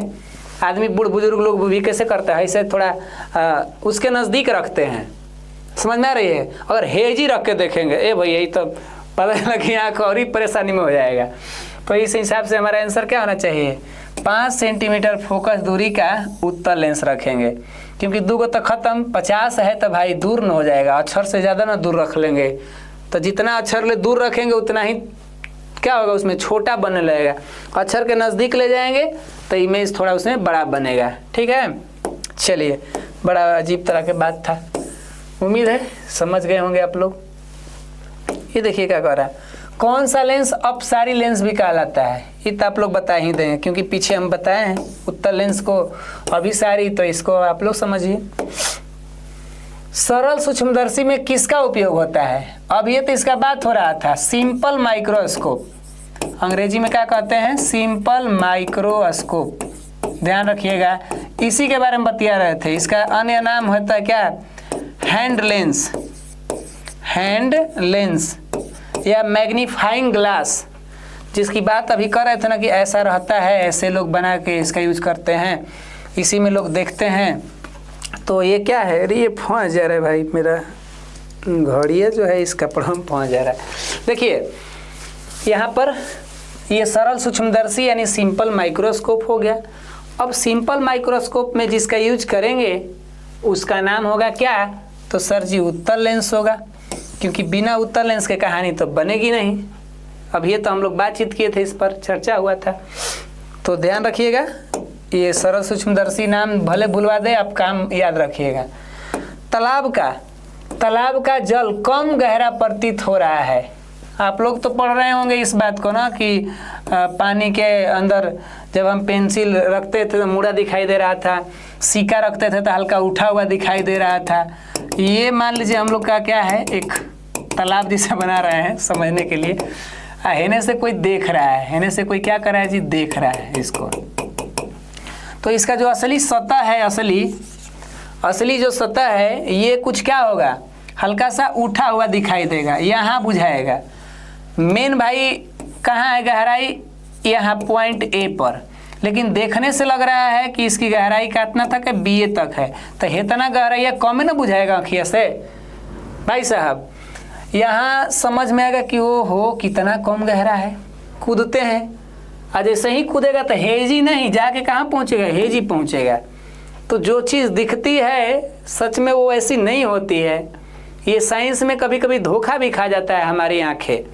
तो ये धोखा खाने के पीछे कौन है? अपवर्तन है। कौन है जी? अपवर्तन। जैसे आसमान को देखते हैं तो नीला दिखता है, लेकिन जब वहाँ कोई जाता है तो कलुआ हो जाता है। तो ये तो हो गया क्या? प्रकीर्णन ना। लेकिन हेजी क्या हो गया? अपवर्तन। ठीक, अपवर्तन में आप लोग पढ़े भी होंगे कि ये हमारी प्रकाश की किरणें विरल से क्या जाती है? सघन में, तब विलंब की ओर मुड़ जाती है। और यही घटना हमें दिखाता है कि हमारा तालाब क्या है? हल्का सा कम गहरा है। लेकिन भुलाइएगा मत, गहरा कम देखकर कूद मत जाइएगा। जिसकी मुस्कुराहटें जिसकी मुस्कुराहटें बड़ी खूबसूरत होती है, जिसकी मुस्कुराहटें बड़ी खूबसूरत होती है, उनके दर्द भी बहुत गहरे होते हैं। तो इस बात का ध्यान रखना है कि अपवर्तन पर मत जाइएगा। अपवर्तन जो है हमें थोड़ा धोखा दे देता है, क्योंकि दिखता कुछ और है और होता कुछ और है। ये प्रकाश का अपवर्तन बड़ी चालबाज चीज़ है, ये हमारे इंसानों की तरह व्यवहार करता है। समझ में आ रहा है ना?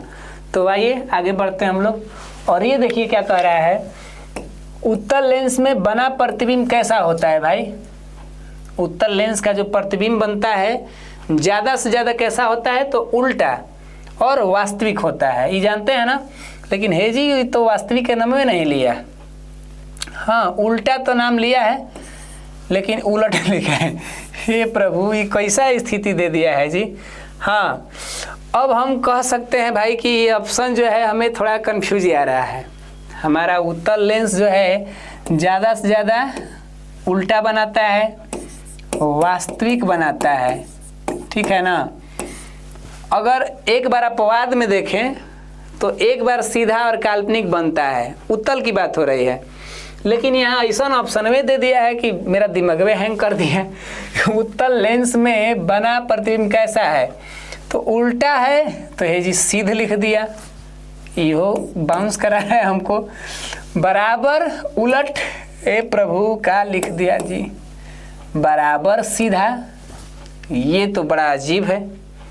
इस हिसाब से हमारे ऑप्शन जो हैं हमें सही नहीं लग रहे हैं और इनमें हम कोई नहीं मारेंगे भाई। मेरे को ये आंसर सटीक लग रहे हैं। ऐसा क्वेश्चन प्रभु एग्जाम में न दे, ये टाइपिंग में हो सकता है कि मिस्टेक भी हो। इसके लिए हम क्षमा चाहते हैं आप लोगों से कि आपका समय इस पर बर्बाद गया। इससे हम लोग आगे निकलें, हटें जल्दी, ऐसा कुल व्यक्ति परेशान करेंगे। अब आइए यहाँ पर, तो माध्यम का अपवर्तनांक यदि ज़्यादा होगा तो उसमें प्रकाश की वेग क्या होगी, मतलब प्रकाश की चाल क्या होगी। तो ध्यान रखिएगा एक बात, अपवर्तनांक का जब मान बढ़ता है ना तो प्रकाश में जो चाल होती है वो क्या होने लगती है? घटने लगती है। ध्यान रखिएगा, अपवर्तनांक का मान जब बढ़ता है तो चाल का मान क्या होता है? घटता है। जैसे अपवर्तनांक जो है 2.42 होता है हीरा का, हीरा का क्या होता है? अपवर्तनांक अधिक।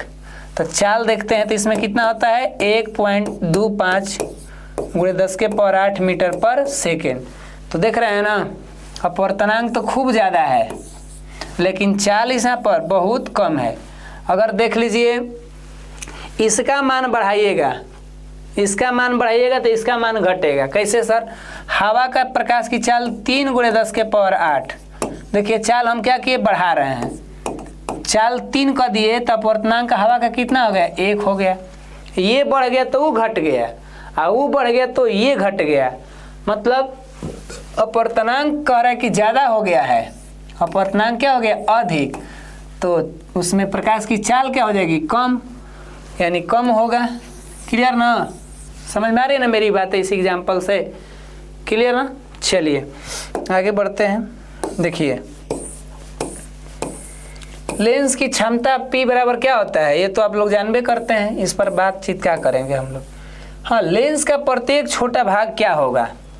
लेंस का प्रत्येक छोटा भाग, तो ध्यान रखिए, अगर हम प्रिज्म को ले लेते हैं, जैसे ये हमारा प्रिज्म है, ऐसे प्रिज्म होता है ना, तो हम अगर प्रिज्म को जोड़ जोड़ कर चाहें तो एक लेंस बना सकते हैं, क्योंकि प्रिज्म भी कांच का होता है, प्रिज्म में भी अपवर्तन होते हैं, ये भी पारदर्शी होता है।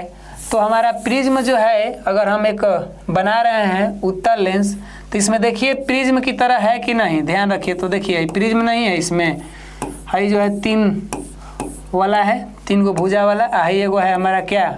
वर्ग या आयत जैसा प्रिज्म है। देख लीजिए इसमें 3 तरह के जोड़ करके बना दिया गया है, ठीक है ना। तो प्रिज्म की तरह ही हमारा व्यवहार करेगा क्या? लेंस का प्रत्येक छोटा भाग प्रिज्म जैसा व्यवहार करेगा, लेंस की तरह का। लेंस तो हाईवे किया है, तो क्या इसका ऑप्शन देंगे। तो ये एक अच्छी जानकारी रही, इसे नोट कर लीजिएगा, ठीक है। लेंस में कितने फोकस ही तो हम लोग पढ़े ही हैं। प्रकाश की किरण को मोड़ने की क्षमता को, ये सही है क्वेश्चन, प्रकाश की किरण को मोड़ने की क्षमता। मान लीजिए ये हमारे पास एक लेंस है, ये मेरे पास क्या है, एक लेंस है। अब प्रकाश की किरणें जा रही हैं और जा रही हैं तो इसको मोड़ेगा ना, क्या करेगा, मोड़ेगा। तो मुड़ेगा तो यहाँ एफ हो गया, लेकिन इसका असली जो है जाने का रास्ता किधर था, ऐसे सीधा जाने के लिए तो सीधा सोचा था जाएंगे, लेकिन यहाँ से ये मुड़ करके कहाँ गया, यहाँ आ गया, ये मार्ग पे आ गया, तो हाथना ना कोण मुड़ गया। तो इसी को हम लोग बोलते हैं क्या, लेंस की क्षमता। लेंस की क्या बोलते हैं, क्षमता। यानी लेंस ने अपना पावर लगा करके इस सीधी किरण को मोड़ करके ऐसे कर दिया, इतना पावर लगाया लेंस ने। तो ये हो जाएगी लेंस की क्या, क्षमता। और ये भी रखना है कि लेंस की क्षमता का व्युत्क्रम होगा कि क्या होगा, ये कुल हमको नहीं समझ में आ रहा है। ये बस क्वेश्चन कह रहा है कि प्रकाश की किरण को मुड़ने की क्षमता को क्या कहते हैं। तो मुड़ने की क्षमता को हम क्या बोलेंगे भाई, लेंस की क्षमता का व्युत्क्रम कहना सही नहीं लग रहा है, क्योंकि लेंस की फोकस का व्युत्क्रम होता है। तो हमें लग रहा है कि लेंस की क्षमता ही ना कहेंगे जो मुड़ेगा। फोकस रखता तो कह सकते थे लेंस की फोकस का व्युत्क्रम। अब थोड़ा हमको भी यहाँ डाउट लग रहा है, हम अपने हिसाब से ए मार रहे हैं भाई। यहाँ पर थोड़ा अजीब लग रहा है, क्योंकि ये जो लेंस की क्षमता होती है वो लेंस के फोकस दूरी के व्युत्क्रम होती है। तो अगर हम इसके तुलना में करें, फोकस के तुलना में, तो हमारा बी सही हो जाएगा। लेंस की क्षमता का व्युत्क्रम फोकस कहलाता है ना। तो छोड़िए ना, दिमाग का है तनाव में डाल रहे हैं हम लोग अपना। लेंस की क्षमता कहते हैं बस, लेंस प्रकाश की किरण को मोड़ेगा तो उसे लेंस की क्षमता कहेंगे। इतना ध्यान रखिए, ज़्यादा काम खींच करना अच्छा नहीं लग रहा है। ऐसा क्वेश्चन दे देगा, वायु में अभिसारी लेंस।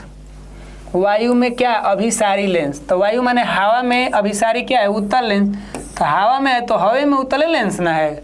ये थोड़े कह रहा है कि पानी में डुबा दीजिए तो उसको कांच में फेंक दीजिए, हवा में है तो हवा में, उत्तल लेंस है तो उत्तल लेंस। ये हो लोग क्वेश्चन का आप घुमा फिरा के पूछता है, तो कांच का उत्तल लेंस है।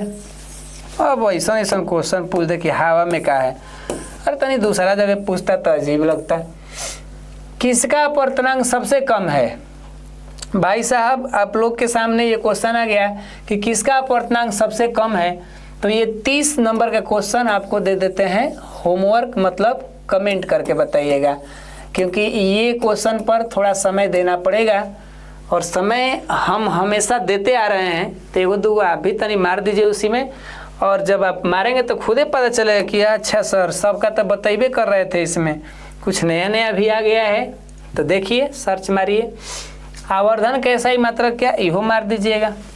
आवर्धन का SI मात्रक क्या, आवर्धन जानबे करते हैं आप लोग। तो दो आपको दे दिए क्या, VVI तौर पे ये होमवर्क रहेगा, कमेंट मार दीजिएगा।